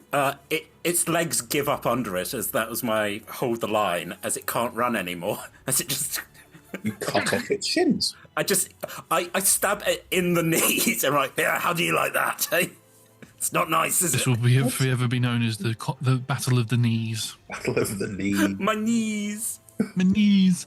As you stop this one from running away, the other two climb up over the wall and disappear. So I'm going to take them out of combat. And Gertie, it is your turn. You currently can see Daddy Vampire, 2 assassin-like vampires that are running away. Spawn that is near Daddy Vampire that looks like he has seen better days. And then one that has just been stopped by Gertie. Not Gertie, your Gertie, by Pip. And then you can see the whole horde of them about 300 feet away. Josh, Yes. a wind wall. Oh. Make the wall up to 50 foot long, 15 foot high, and 1 foot thick. Can I make it 15 foot wide and up to 50 foot tall? Yeah, sure. Awesome. I am going to... hang on. How long... So there's Pip and the vampire he has de-shinned. Yes. There's Ildra and Zimoira. Then there's Daddy Vampire. Yep. Then there's the only remaining one who thinks this is a terrible idea and they should run. How far behind them is the end of the alleyway? As in the open end where you can get out. Oh, Daddy Vampire and Spawn are not in the alleyway. They're out of it. Zimoira and Ildrathni are pretty much on the cusp of coming out of the alleyway. Right, good. I would like to create the wind wall flowing up, and it will just be like I'll just go slightly dazed, took a lot of damage, though, and we'll just draw the hand up, and there will be this gust of air that just appears and blasts up. Actually, pretty much like a Marilyn Monroe heat vent, if anyone fancies it. The vampire who is in it must make a strength saving throw. I'm going to aim it so that it hits that vampire and doesn't hit Dad. So Dad effectively could run left or right, but can't back up any further, but it will hit Dude Bromick. I shouldn't be here first. Yep. This is a strength save, yeah? Yeah, DC 20. Oh, I actually rolled a 19 for a 22. Takes half of 3d8. Let's have a looky-loo. That's not bad. 7 points of bludgeoning damage. So that'd be halved, yeah. That'd be half to... No, 3. it was 15. It was 15. Oh, it was 15. Oh, you halved it already. Okay, cool. Yeah. So, we'll sort of suddenly disappear in this upshot of air, but we'll still sort of around. Most importantly, Josh, the wind wall keeps fog, smoke, other gases at bay. Small or smaller flying creatures or objects can't pass through the wall. Loose, lightweight materials brought into the wall fly upward. Arrows, bolts, other projectiles launched at targets behind the wall are deflected upward and automatically miss. Nice. So this will blast up, and I will sort of float down a little bit. It's 50 foot high, which is higher than the alleyway, so it will block Jakarth from making any attacks on anyone in the alleyway because line of sight will be fucked at that point. Yep. I'm just going to float down a little bit, and I will do the moon transform, but it's less of a like more of a fucking because as I do transform, I do become semi-incorporeal. So it's this kind of like I'm still there. It's just I become more like glowing and star-like as I become full of stars. When I transform, I will take the form of the archer, and I get a free attack with it. So I will just throw a starry form archer bolt at Dude Bromick. Fuckface shouldn't be here. Yeah, go ahead, make me that attack roll, please. Thank you. Just finding it. There it is. 26. We'll hit. It's radiant. And it is 16 points of damage. Oh my word. Okay, so he is bloodied. You crouch in midair. Yeah, you tell him, Gertie. Probably should have healed myself. Okay. Is that the end? Is that the end of your turn? Yeah, it is, yeah. Pip, it's your turn. You've got the one that you've just kneecapped in front of you. Let's just start with that guy then. If we wanted to run, I can hold this for a minute. Right. I'm so. Right. No, we'll deal with that, Gertie. Do you have to stay there to hold it? No. Great. Right. Yeah. Let's. I'm going to deal with this guy, and then we all good to just leave. Looking I look at at us, Myra. and then look at the dad. I'm like, we're just going to go. You know. I'm gonna. I fully assume that she's got this, and then we can all go. Okay. Yeah. Does a 15 hit? 15 does not hit. Does a 19 hit? 19 does hit. That is Stab. 10 stabby and 3 radiant. Yep. Still there? Still there. And finally does a 15 hit. 15 does not hit. Stab. Alright, I sort of look, all this time I've had like a little owl on my shoulder, and I'm just like, alright, okay, Poppy, I think it's time to get ready to go. The owl jumps off, does also, as I said, a magic girl spin, but is not as impressive and is not as glowy. Look, I learnt it from watching you, Gertie. I understand. I will point out there's now been 3 magic girl spins, and I only did 1 of them. And mine was rubbish because I'm really bad at that. The owl just spins and a stag lands, and then just wings unfurl from the stag. I'm like, right, okay, so if we need to fly out of here, Poppy can take us. Actually, yeah, look down at this vampire. You don't mind if I just go? Yeah, okay. To take the attack of opportunity as I turn to go mount up. This vampire is too focused on trying to run away, so will not attack you. Swing my leg over. Right. Oh, good, I've got this. And the hand, and just the lance appears. Yeah. Can Poppy carry all of us? Poppy can. It's all right, I can fly. No, Gertie can be carried. I can carry. Yeah, actually, I can fly. You don't need to carry me. We need to heal you. You're hurt. I'm fine. It's all good. Come to me. On the top of the hill. Come be held. I'll do some heals on you. Yes, she's very big, and I mean, I'm in heavy armor, you're in heavy armor, Zenmora. Yes, I think we can all. It's gonna be a squeeze, but a great elk is a very big creature. I can fly, but if the three of you are on it, I am an afterthought at best. I was gonna get it. I said, cradle you in my arms as we take to the skies. Okay, sorry. Is that the song you're hearing? I don't know. Good grief, just hold on till my turn. I will heal you. Oh, I thought I was doing all the heals in this party. Sweet. I've also got a few heals. Man, I don't know. Like, why am I here? You're here for fireball. Fireball. And I'm also the person who does fire damage. That's correct. I just do a cut out. It'll just like, I'm just gonna let it, that's fine. Let's get fire. Okay. Did you take Gertie out of the wind wall? Like out of the alleyway and away from the wind wall is what I'm asking. God, no, I just floated down into the alley. Okay, sorry. It sounded like you were saying that you fly off. Oh God, no! I go down so I'm closer to everyone else because clearly there's no range issue. All the melee characters are dealing with melee shit, and if I'm down in the alley and the alley's 30 foot high and the wind wall's 50 foot high, Archer McDickhead can't do anything about it unless he gets to a really acute angle. And good luck with that. Awesome. Okay, so Pip, is that the end of your turn? Yeah, I think so. I'm saving my action surge and stuff in case. There's a real threat. I'm looking at you, Vampire Swan number 2. In case there's a real threat. Just the insult. Just. I don't. I never think about you. I say to the Vampire Swan.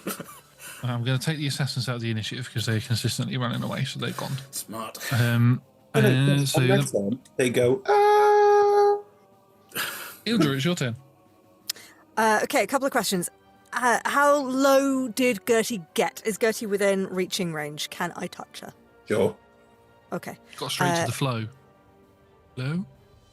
Get down low, straight to the flow. I don't know how that song goes. Sorry, carry on. Ignore me. That's too embarrassing. I would been cut a long that, day, but I'm not going to. 10 more hours. Second question. We'll just look to Zenmoira. How is Zenmoira looking, feeling in this moment? Because Dad Vampire did not get destroyed by your spirit guardians. Kind of. There's the faint glimmer of hope that he'll actually gain any type of sentience back and decide to leave, but it's kind of like,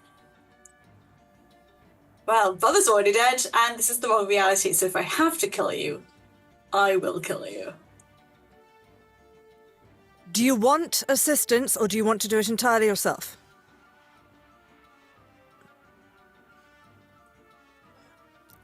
I'm just concerned about the pressing swarm. Oh yeah, there's lots of them coming. There's a higher angle. Practically, that would be good. Emotionally, I feel that I will have more trouble processing this unless the final blow comes from me. I'm already having an extremely bad day. Understood. How bloodied is Dad Vampire looking? Oh, he looks like he's hardly been touched. Oh, right, okay. In that case, I don't need to touch Gertie. I'm going to throw, let's say, let's throw a 4th level healing word at you. Feel better. It's a strong word.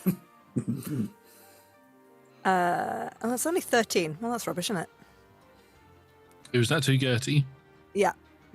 Okay, guess that's it. Fine. Guess I am doing heals in this party. But look, that was 4th level, all right? It's supposed to be better than that. That seems like a you problem. What did I? I quietly am like, healing hands, healing hands. Look, I have other things I'm good at.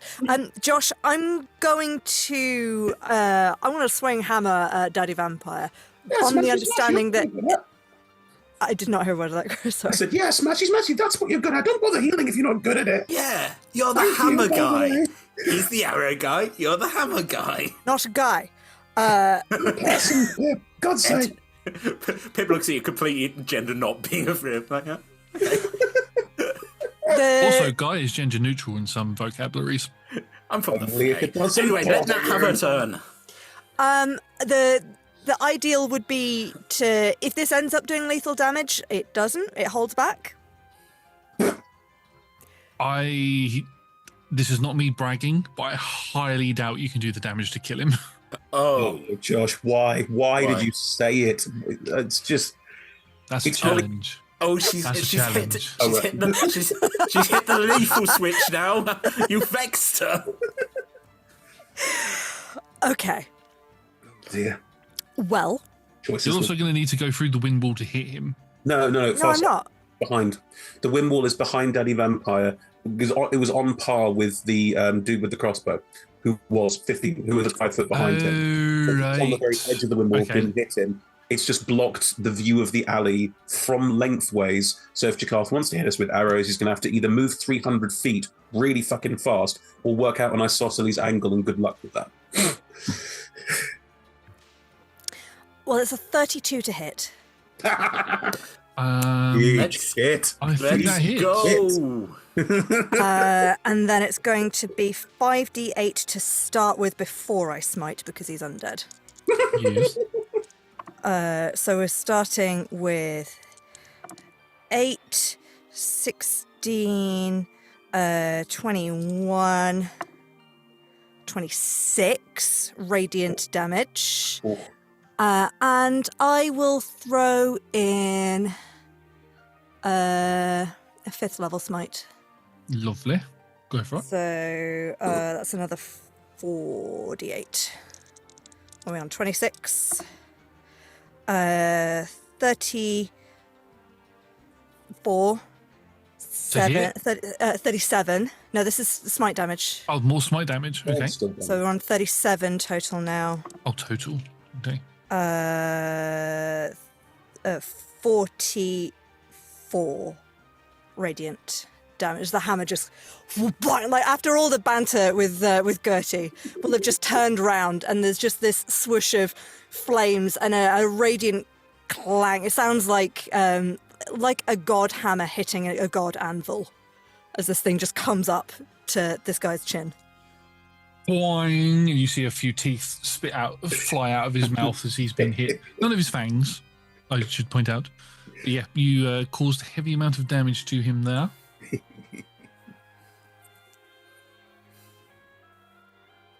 Yep, that's action, bonus action. I will... Is he looking bloodied? No. No.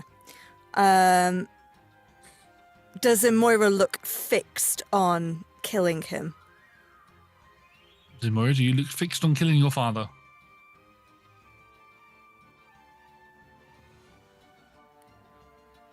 Honestly, not really fixed on anything right now. Been through a lot. It's been a really bad day. Right. In that case, along with the clang, how does he react to that hit? Oh, it hurt him. Not in the sort of way where you could determine that he has a vulnerability to radiant or anything, but it did hurt him.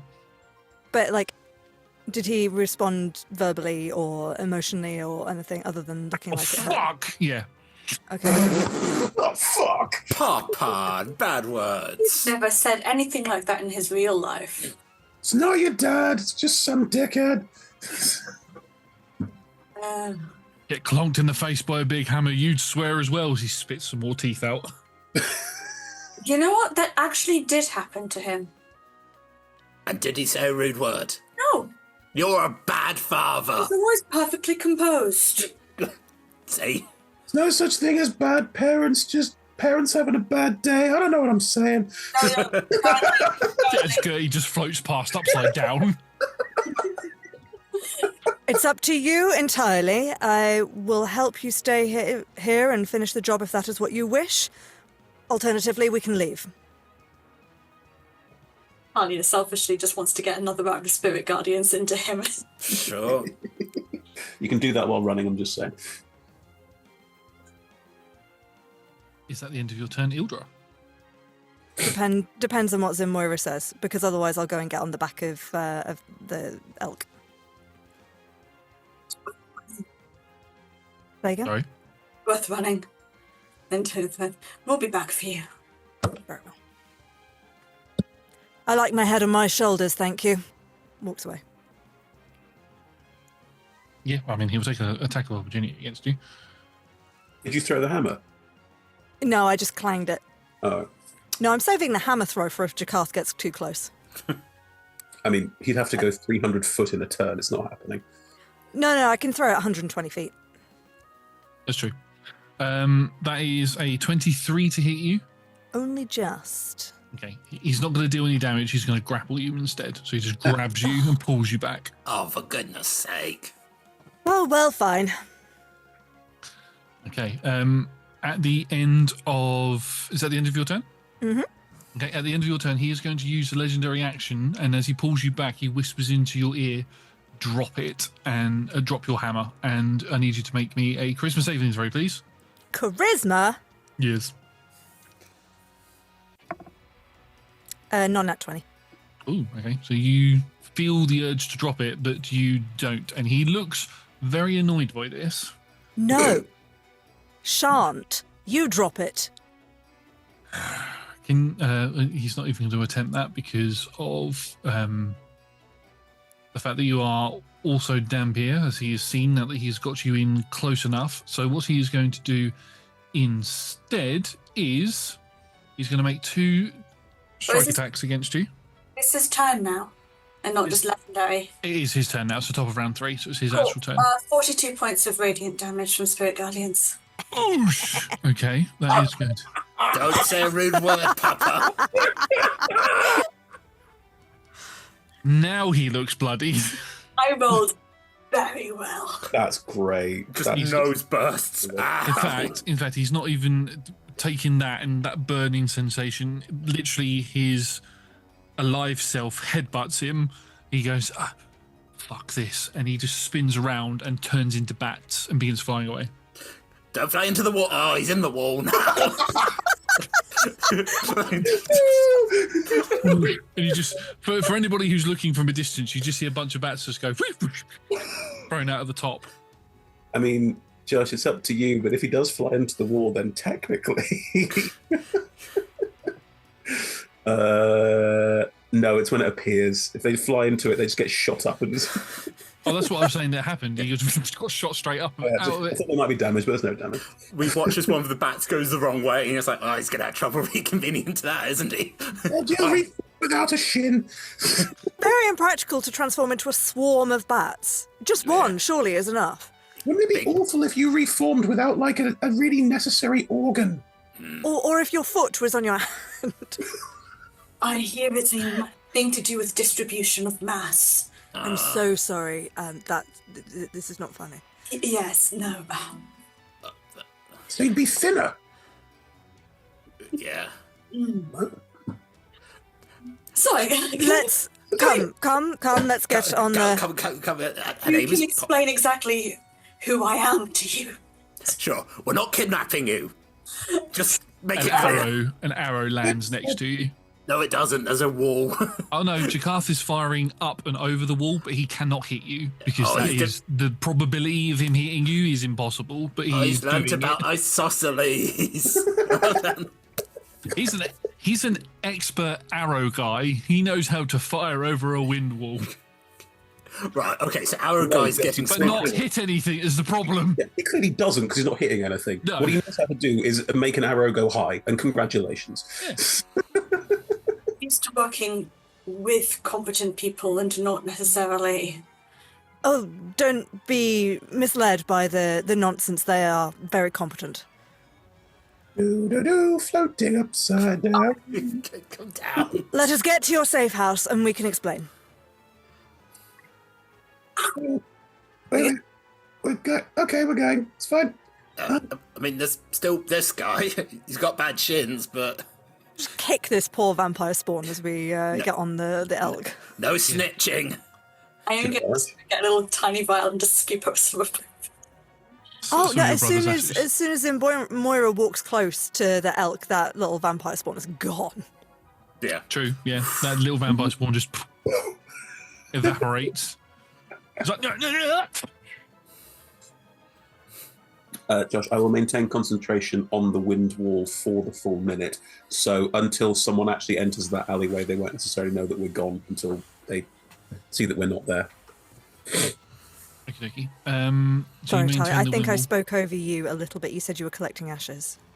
Ashes, bottle, go through there, kill a vampire, spawn, get on the giant elk that has appeared. You're looking at it. It's an elk, and it seems to be made of like vines and wood and leaves, and yeah, it's just it's an unnatural looking fey being. You know, I'm not even sure if it's alive, but I have seen stranger. yeah. Don't know. That's a straight. Don't know what she's talking about. You're absolutely fine. The elk looks at me with undead eyes. I'm like, yeah. So, what direction are you flying in?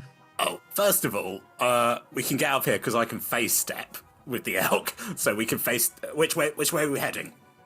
I don't want to go straight to the safe house, so I'm going to go point them a little way, slightly angled off.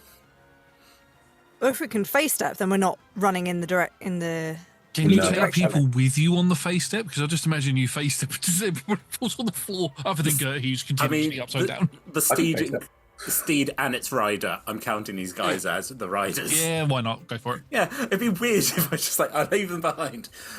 Basically, I can face up as a bonus action every turn. So this is the thing. So because of things I've happened to Pip, where I can give basically the elk can fly now.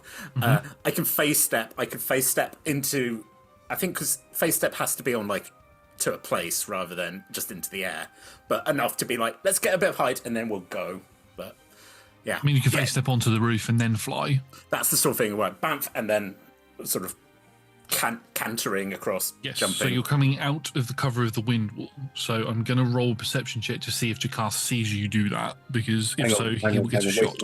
Wait a minute. So are we going? Because if we go straight, as in literally in a line back, there will be no point at which you can see above or around the wind wall easily into the alleyway. So we should be able to get out before there's any kind of major issue. Get out of the range, yeah. Oh, yeah, if you're doing that, yeah, I thought you were going to go on the roof and then fly left or right. So you want to go straight backwards to keep the cover of the Go wind wall. backwards. I mean, honestly, straight backwards into another alley, because then they would have known we've gone. Yeah, that's fair. So you do that, and In the process, I'll leave the wind wall up and I'll just cast a Cure Wounds on myself. There we go. yeah, you can hear the mutterings of the army as they make their way towards the wind wall, and you can, if you stay relatively close and then fly away, you can hear people shouting, "They're not here anymore." But yeah, where would you like to go? And Moira, do you give them the location of where the base is? Like an alley behind it or something, so that this seems to be a lot. So somewhere where we can do it and then stealth into it. And are you going to the resistance base that you went to in your one-on-one? Quite frankly, it's the only place I know where to go. That's true. Everywhere else is not safe. Yeah. Yep. So you go to Phaetonian Street and you are able to find the base of the resistance. Is it underground in a house? It's in a house underground. Yeah. Is it in an alternative version of the house that the Abale were in? Pretty much. Yeah. Oh, Because that was nice. Phaetonian Street, where the Abale headquarters was. Yeah. Yeah, but unfortunately the Abale aren't there. But there is a large cavern underneath it where the resistance currently reside. So you can go down there. There's a couple of hundred people down there who are trying to get away from what's going on in Neverwinter. So you can get down there safely enough.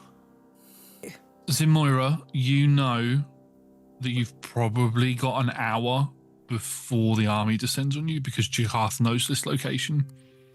My priority, so I'm just giving myself a little bit of extra healing before I can take a short rest, is to go find a person whose name I Melnor and let them know that I'm fine.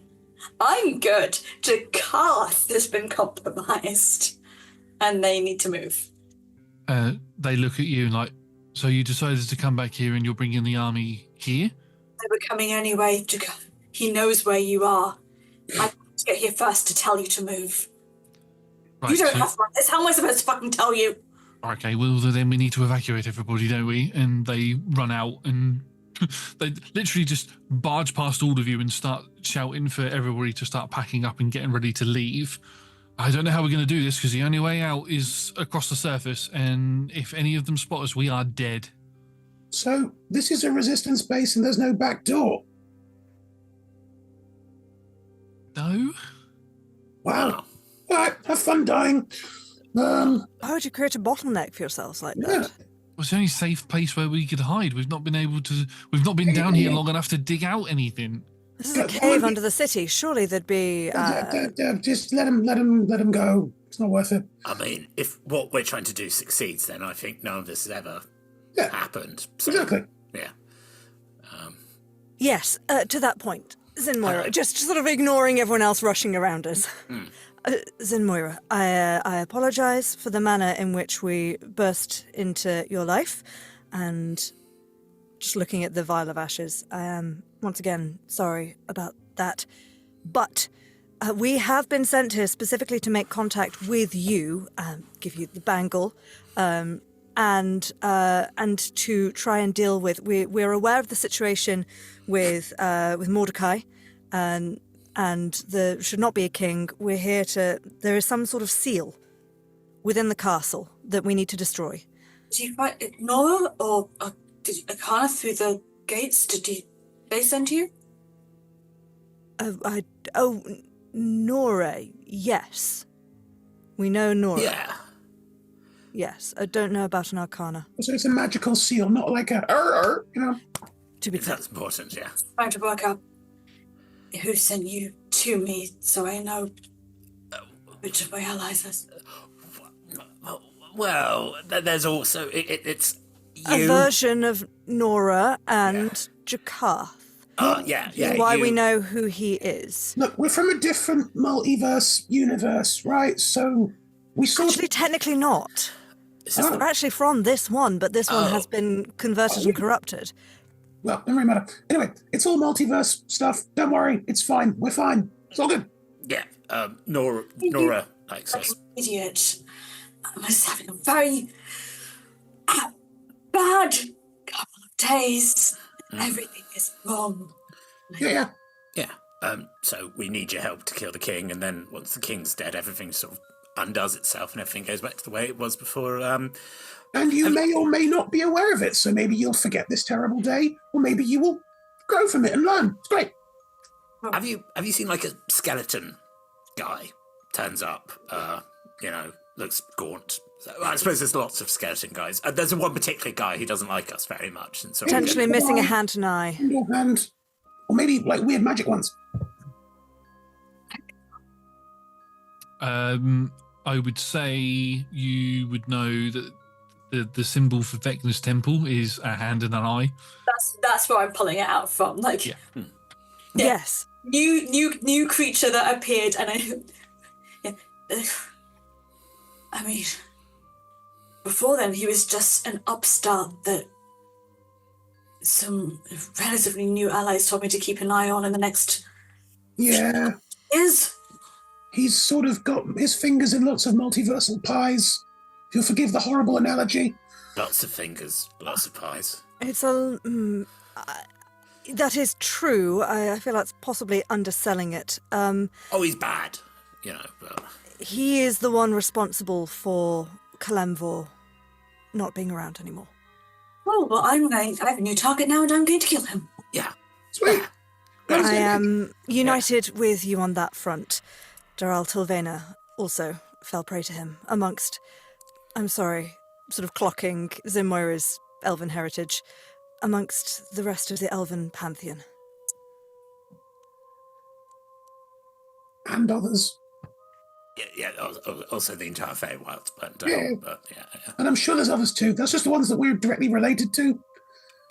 Maybe Lathander's fine. I don't know really. There's probably a list. Who's Lathander? I don't. Look, Light Dawn. Light Dawn, good. Actually, kind of decent at being dealt a lot of pain and kind of coping through it.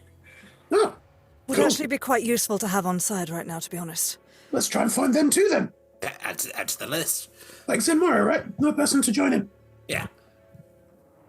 I'm sorry, it's been an awful day, and we don't have long to stay here, as everyone is saying. Also, But can we go and talk about this somewhere that isn't a bottleneck? It's stupid. Who's running these people, Jakarth? Oh no, he's quite smart. We are very new to this. I will tell you that if it was either of us running this place, it would not be the same. I am trying to think if there are any other possible places that we could go to be safe other than here. Oh. Roll me a history check, please. Yeah. Like a map. Anywhere that we have gone at some point. History. That is a... Oh, that was good. Okay, that is... 17? The only safe place, I mean, the first thing that comes to your mind is home. But you know that your mother is hostile towards you, not necessarily to the "I'm going to kill you" way, but more "I don't want you around" way. Jakarth was the one that pointed out this location when the pair of you first came here, and any other like Harper-based locations would be in his wheelhouse.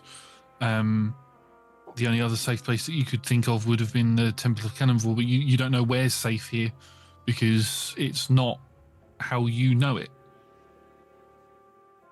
The only suggestion I have is to get out of the city itself. Maybe the woods. I like woods. I'm also good with woods. It's still dangerous, but fewer people in immediate vicinity. will we lose any tactical advantage? I suppose we've lost it already. They know we're here. They'll be keeping an eye out for the castle. And I'm trying to think of at least somewhere else to go on. If we find somewhere on the way, that might be a good spot. There are a couple of taverns that... probably all fucked now. I have absolutely no idea what the city is like. I got here yesterday? Right. Okay. But Today, you are it's only from been a here. couple of hours. It's only been about an hour since the change for you. I had a nap. I swear I had a nap at some point. Catnap. But you only returned here recently, right? You were from here before. You know the layout of the city. No, as in, I got into this weird reality. Right. Okay. I was here before, but anything could be different. Boring practical question. Josh, does this count as a short rest? Yeah, you've got an hour, so that'll be a short rest. Well, all right. Or we just go to the castle now in a slightly roundabout way, so we're not like bringing everything down on us. But like, let's just fucking go for it. We're here. We're queer, some of us. Let's do it. I mean, I feel much more confident taking on a castle full of vampires with two of us that can do spirit guardians. Oh. Oh, no, you two are excellent as well. No, it's fine. I have a magical stag. She's wonderful and very useful. Thank you, Pip. Thank you. Saved our lives. No, it's totally fine, you know. You could...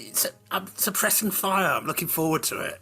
Also, you managed to You stopped Jakarth filling us with arrows. That was good. Yeah, you know, just there, doing my bit. Is you healing? You hit die healing during the short rest? Yeah. I am also, if you fancy rolling for it, taking the piss. No, got that. Yes. Roll for Not Chris, Gertie taking the piss. Is Gertie back to full health? I'm 7 off. Right. Don't waste a spell slot. No, I'm not. I'm not going to. Yeah. Ildra will turn around. 9. Don't add 99. Ildra will turn round to Gertie. Your Majesty, how could I ever apologise enough? I'm so sorry. And we'll sort of lay a hand on your foot and lay on hands for 7. Insight check. Are you taking the piss? Yes. I'm rolling No an attempt insight to check. fine. I'm rolling the insight check, Nat. Don't tell me right. It's a 12 on insight. It's a 7 for performance. Okay, you will get like a, yeah, I knew I liked you. Okay. Short rests have happened. The people have begun clearing out within 30 minutes anyway. And you can hear the footsteps of the army getting closer. Gone, like slowly walking away so we can still be short resting, but gone before they arrive. Jeez. Yeah. Circling round to this castle and 100%. let's do it. Awesome. Okay, so you can make your way towards the castle area. I need wisdom saving throws from. I was going to announce before we got there, essentially, that getting close was what did things. So if anyone has any way to go and guard their minds before we get there. I can guard one of us, probably. But I can't guard everyone. I can give us a little protection, but not specifically. Eldred, can you protect people from evil and good? I don't think I prepared that today. Oh my god. I have a magic stag. All right. It's concentration. I can only do it on one person. I have protection from evil and good, so All right, but if we cast it on ourselves, no, it didn't affect you and Ildra. Would we be able to work that out? I'm more concerned about Pip. Yeah, the two who heard the song, the way that. Okay, let's stop metagaming. Who heard the song and who didn't? Mate. Right. So I'm gonna cast it on me, and I can do it. I'll do it on Pip. Yeah, hi, Right. Pip. Yeah. And this is Poppy, yeah. hang on. Is it Zin, Moira, or Zin Moira? Sin Moira or Moira, either or. Right. So Moira, you cast on Pip. I'll cast on me. Okay. Last 10 minutes, Josh. I don't know if it's something that we sort of get beyond the range of, but I'm doing it as we get within the range of this thing. Hopefully, we'll have to I gain. will ask for at least one more wisdom saving throw before casting it, because there's not actually a range on how close you get to the castle. Oh. It's sort of Also, like Neverwinter.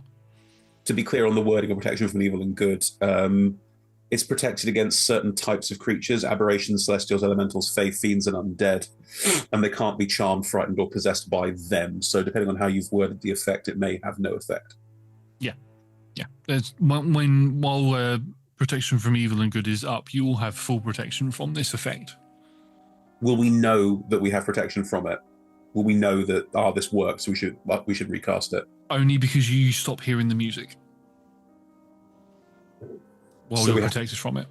So we do a roll. So I could hear the music the entire time.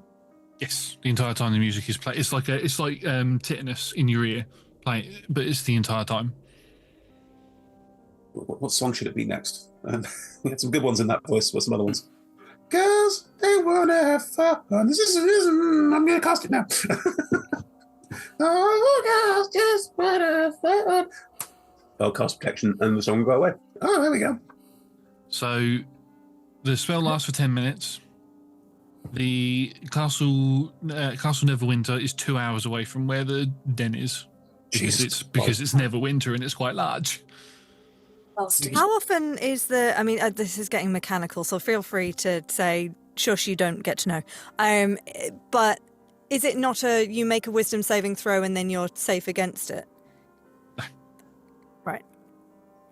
So surely they should... No, I wouldn't say that. We should have been rolling this. No, don't say it out loud.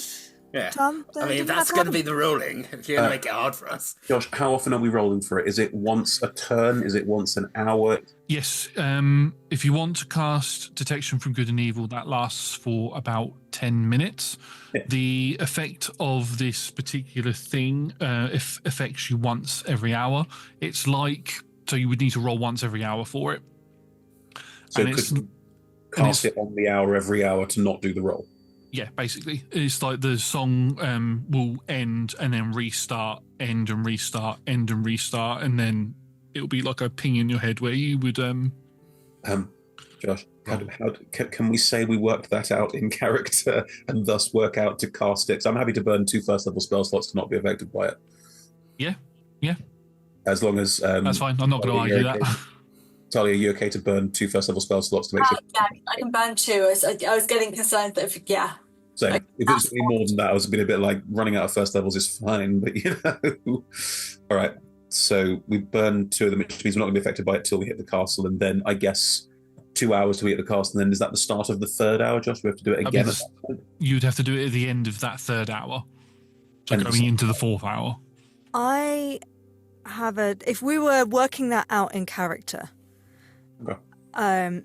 would have just made the suggestion. That is certainly a fine plan. Zinmori, your version of Jakarth has also been affected by this, yes? Yes. Do you think I can send him a message?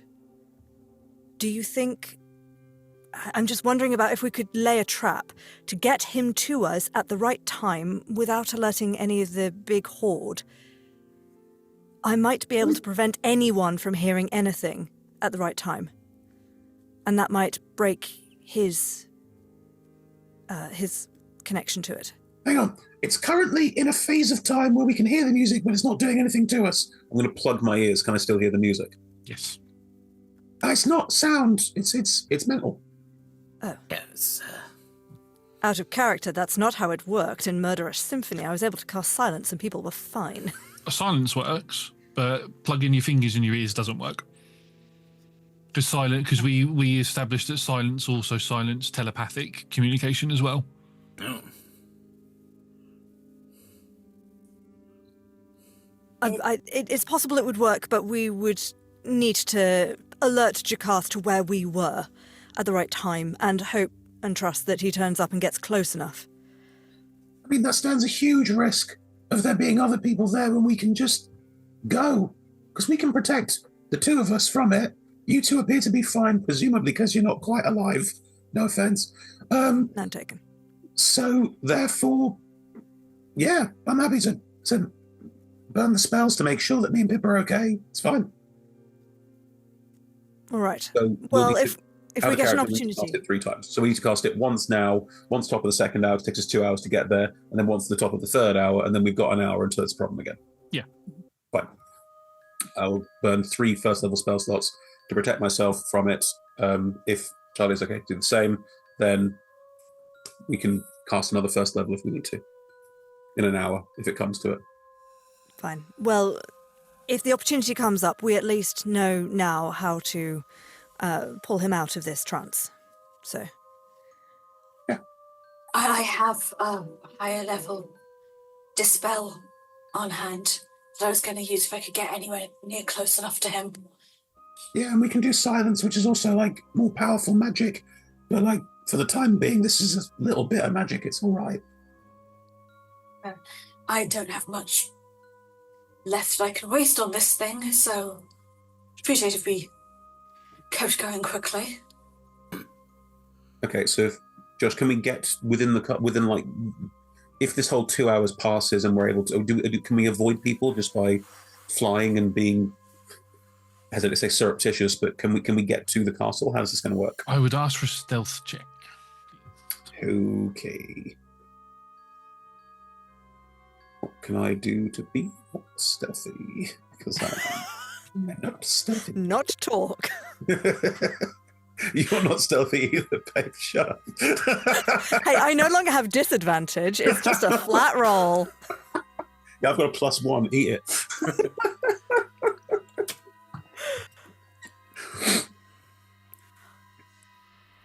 Yeah, I have nothing to help with Ildra's stealth. I rolled an 11. 27. 7. Nat 20 for 23. Woo! What about is that for you or for Poppy? Oh, Poppy can turn back into an owl. Oh, if you're not flying, then yeah. If you're moving, moving, I through can, the I can fly under my own volition thanks to a weird draw of a deck from a few weeks ago. Yeah, this is true.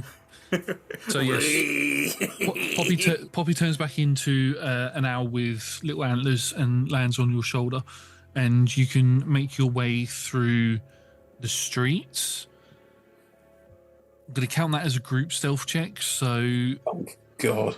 when Ildra and Gertie look like they're, especially Gertie, who just sort of wanders out into the street, you're able to pull them back quickly before any of the guards that are around Think spot about you. it. Like, just fabulous all the time.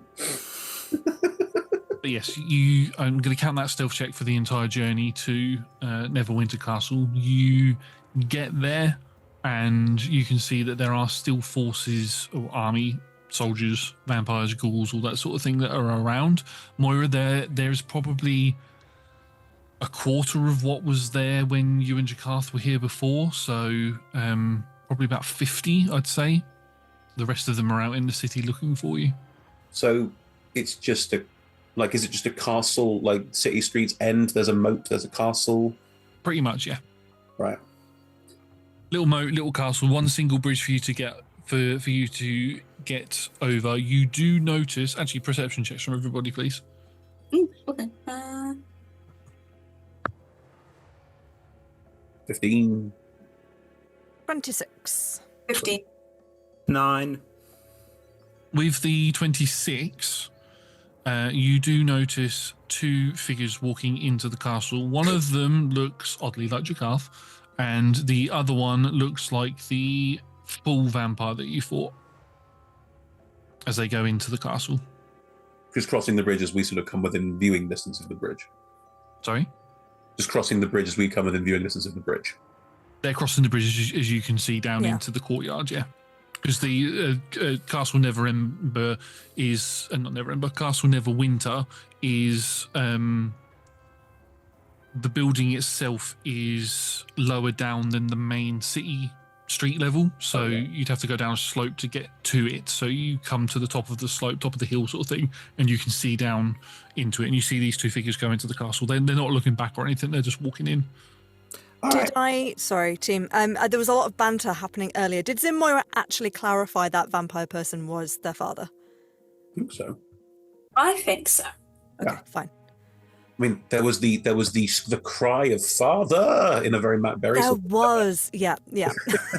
Exactly what she sounds like. father. Sorry.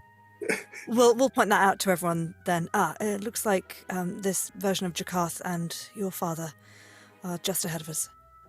If they were tracking us, then they don't look like they've seen us, but could be a ruse. Is it a clear run, Josh? Could we get in without being seen, or would we attract immediate attention? Like, are there guard towers? Are there clear lines of sight? Is this going to be the worst way in ever? Do we have to go in all guns blazing? You could go in all guns blazing through the main gate. There are guard towers and guards patrolling along the walls and stuff. You could take the sneaky approach if you wanted to. Or Well, we could you- just fly. Gertie, you can fly, Pip can fly, Zimoira and I can climb. Oh, I'm assuming you can. We've not really done this. I'm assuming I'd clocked the fangs as well. You can Yeah. climb too, right? Never met another before. It's. Yes. So we can choose a part of the wall that's less well guarded and fly/climb in. No problem. However, as you may have noticed, Ildra, you and me, not the most, chill Well, I'm very chill. How dare you? Okay. We're not very good at not being seen. We've failed how not to be seen. I will grant you that. The Right. flaming hammer does somewhat. Glow all the time, yeah. Also fabulous. Doesn't help. Thank you. So, what I'm proposing is instead of trying to all just sneak over and assume it's probably fine, I have some magic I can use that can cause a ruckus in the front bit. That came out wrong. There's a ruckus in the front, and we'll sneak in the back. Well, yeah, because I can do it from a long way away. So I can do that from a long way away, and then while they're all going, oh shit, it's a fire, we can all sneak in while that's happening. Maybe get, I don't know, advantage on some kind of perpetual stealth check. Is that going to cost you more magical energy? Yeah, but who gives a shit? Well, I could just throw Sunforger. How often can you do it? Once every 6 seconds? 12 seconds, because I have to spend the next 6 seconds summoning it back. How far can you throw it? Well, I've got 2 now. So actually I could do it every 6 seconds. Bombardment! You've become a hammer, bro. 120 feet. Yeah, that's what I can do. Cool, then in which case, if it doesn't waste anything, let's do that. Why not? Right, just because we're climbing, we're not entirely sure what's up there. I can fly real high and look down. Yes. So, or someone someone being up there, vaguely sneaky like, and then. Well, that's Pip. Pip's the vaguely sneakiest like of all of us. Pip was like, surprising, considering I'm a big stag man. I know I do kind of disappear into the shadows, and then I'm like, I literally poop rainbows, and Ildra's made entirely of metal. Wait, now you put it that way. Yeah, no, I could try stealthing. That would be good. Do a stealth fly. Okay. Are you on board with this plan, Zamora? Have a check just to make sure that doing the plan is worth it from this location. That's a good point. Moira, are you quite sneaky? You seem more on the sneaky end of things. I am very sneaky. Oh, great. Well, then you go. Yeah. The perfect answer to that was, I am the knight. I'm me. I'm not a knight. Yeah, I'm a knight. Is Moira wearing full plate armor? No. I was going to say. Right. Not with an AC of 19, they're not. Well, fine then. So Moira sneaks in. We cause a ruckus at the front gate while not being anywhere near it, and we leave the new hammer behind Ildra, and then we just go after Moira, and Moira can tell us if it's safe or not. Like, caca. Yeah. I could throw myself off the building to let you. Is that the hint that everything's okay when you go off the building? If everything is terrible, I will be throwing myself off the building and running off to a new location. Okay, makes sense. If everything is fine... I will point at you and whisper in your ear with the spell message, Oh, we could do this. Fair enough.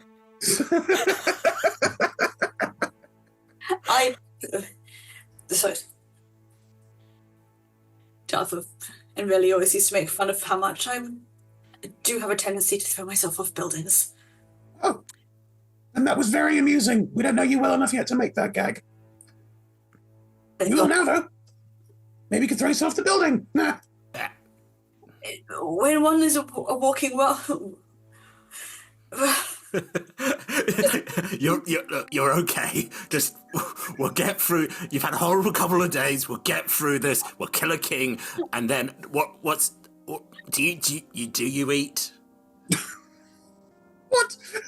I'm trying to work out. Then we could go have snacks. What would you like for a snack as a victory meal? We'll get you a victory meal, unless. Well, I suppose actually, if it is blood, then we could try and get you blood.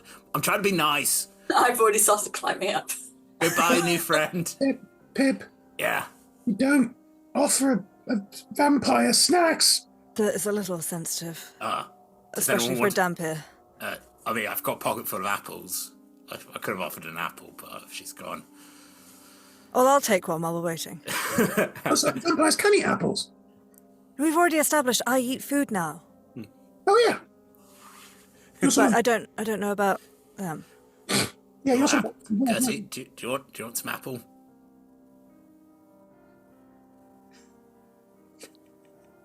It's an apple. You're being proffered an apple.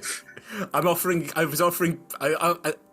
This is Ildra to got an Gertie. apple. Ildra's already Gertie. got one. Oh, cheers. The apples. Hang on, just to get the size comparison. On a side note, we did establish that Moira does eat really, really mushy, rare burgers. Oh, She like blitz milkshake. But blood's still coming out of them style burgers. why is Moira the way she is? Good lord. From Beholder Burger. That is her mortal food snack. She's very proud of finding a workaround. He was going to say guilty treat. It's a cheat day. Really, really blitzed mushy raw burger. Really mushy pork. There you go. Oh, Lovely. Right, so what is the order of things? What is the first thing you are going to do? Moira's stealthing in. Okay, so can I have a stealth check from Moira, please? Okay. I will. But that Let's number is a natural 20 for a 28. Wow. I think you're fine with stealthing. I am halfway up that competition. I have just disappeared in the shadows of the wall. Gone. What's next? Message Moira to see if the coast's clear. I'd love to. Is the coast clear? You can check to see how far up the castle are you climbing. Like, not super, like, maybe not like the closest ledge, but like the one above. So no one's climbing up too far, but you're already kind of like nicely up enough. Yeah, so you climb up probably to like maybe the second floor. Yeah. Ground first, second. Because that's the way you should do it. And you can peer in through the window and you see a hallway that sort of goes around the sort of circular part of the castle. Some doors that lead into some rooms, but nothing else. No guards. Can't see any guards at the minute, no.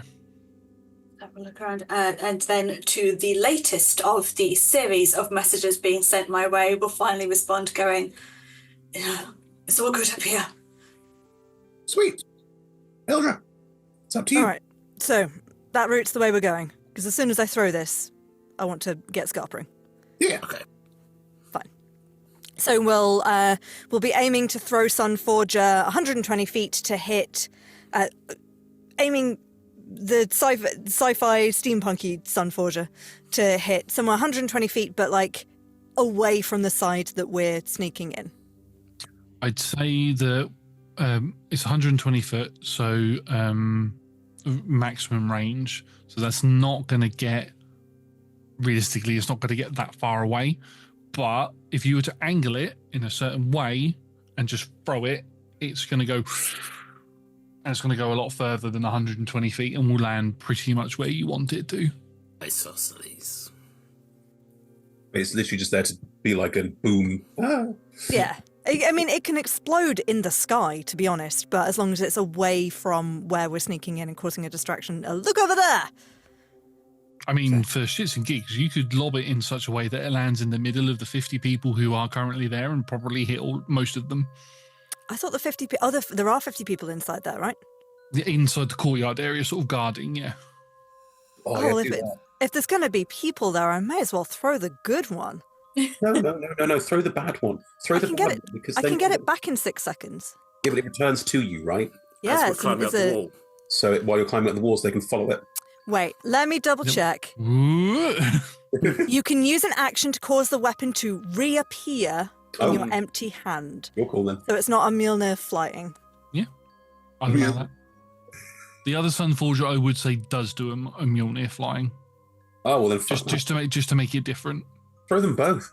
Fuck that one. We can leave it. Bump, bump. Do you want to throw both? I would let you throw both in the same sort of turn. Actually, hang on. Then some grunt will have it later. That seems like a bad idea. And then it'll be dragged I out can of the call hand. it back to me at any time. Like, if it's... Well, actually, am Also, I'm probably not touched it attuned to last it. time, and I burnt myself. Oh, Yeah. no, you didn't. No, Yeah, I no got- one else can pick it up. No one else can pick it up. Yeah, it's a little bit different to a.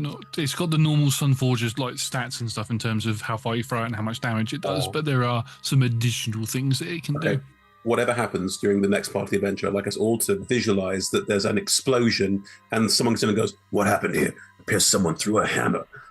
Oh, it's hot to the touch. And there's a whole noir happening over there that we are not involved in. I think I saw it as it takes off, and goes straight for this guy's chest. Like, my last day on the job. Oh, no. Another day and another day in Neverwinter during the zombie invasion. So, would you like to right. throw both hammers? Yeah, sure. I'll throw both. Why not? And they just collide into the ground and kaboom! Everything within 20 feet radius of that will take Wow. 12d6. Oh, no. I'm going to roll digital dice for this one. So is that 12d6 for both, or is that for... 66 each. Right, I was going to say. Like, oh, yeah, 24d6. Yeah. Knowing that they're all undead, the original, the weaker Sunforger, I can't do anything. It will be fire damage. But the upgraded Sunforger, I can choose to make it radiant as well. Sweet. So actually, I should roll them separately. Radiant explosion. No, not 7. Okay, so weaker Sunforger does 18 fire damage to everything. If they do, well, they need to make a Dex saving throw. Roll 50. I am going to say that they do not know it's coming, so they will not roll. Okay, so that's 18 fire damage to everyone, Everybody. Yeah. Everybody. plus 22 radiant damage. Howie. 22 is exactly what you needed to kill the 25 ghouls that were accompanying the 25 vampire spawns. So you deal that Oh, that's and their kill puppies. 25 of the puppies, and you do a heavy amount of damage to the other vampire spawns. If they join any potential combats that are coming up, they're going to be heavily wounded. Okay, Josh, what do I have to roll as we are flying, looking at the wall to not look at the explosion? Have it happen behind me and laugh as I turn away. Roll me performance. Oh, no. 12. Cool people walk away from explosions. Yeah, that happens. All people walk away from explosions that are now very slightly singed, but they're still cool. The more you ignore them, the cooler you look. It's canonical. And your actual Sunforger can appear in your hand, no problem. Great. Well, it'll probably take me 6 seconds at least to get over to the wall stealthily so I can... Yep. So those of you who are not Zimwara can roll me a stealth check with advantage because Yeah, lawyer. they seem to be very distracted. 15. Oh, man. 5. Yeah, I needed it a 10. With This advantage. is what us two are doing. It's like, what are you doing? We're supposed to be going now. That was the cue to run. Really important to not look at the explosion. That makes it look cool. Guys, you get going. All right. As you all begin running, these big explosions go off. Zimmoira, you're at the top and you turn to see what's going on. Gertie, you're doing the Pink Panther in the sky while moving forward, and somehow, even though you're flying, you hear a twig snap, and you're not sure where it comes from. Louder than the explosion. Louder than the explosion. Oh, I love it. Yeah. And as you just stop and look, and all of the vampire spawns who are going, one of them just goes, huh? Over there! And Goodness sake. Just head in hands going, this is who I sent to myself. I think at that point, as we're going to roll initiative, as you're now going to have to fight your way through the castle. God damn it. We are going to This end. is such a good plan. I'm already scrambling up the wall. I'm like, guys, come on, the plan's going so well. I should point out that Pip, you've not been seen. We could just carry on. do the mission ourselves. You can just carry on. But yeah, that is where we are going to end tonight's session. Thank you very much, everybody, for watching. We have been Roll Together RPG. If you like what you've seen, we play D&D on Mondays from 6 p.m. UK time over on Twitch. I think I've said that already. If you're watching us on YouTube, please do consider liking the video, commenting down below and subscribing to the channel, because it helps the algorithm tell us what you like so we know what to make more of for you. Massive thank you to our sponsors and supporters and to the D20 Club and Dice Heads on Patreon. They are fantastic. They are the best. You can join them from as little as one of your local currency per month or one ghoul, because ghouls are pets in this Neverwinter. Anyway, we're Tom, going to go. do you want ghouls? Do you want? I didn't say to send them to Tom. I don't I don't think he want, wants them. but I get. Open the door, and they're just absolutely drenched, going, avenge me! I'm like, no, not tonight. Good night. Goodbye. And with that, we are going to go. Ta-ta. Bye. Bye.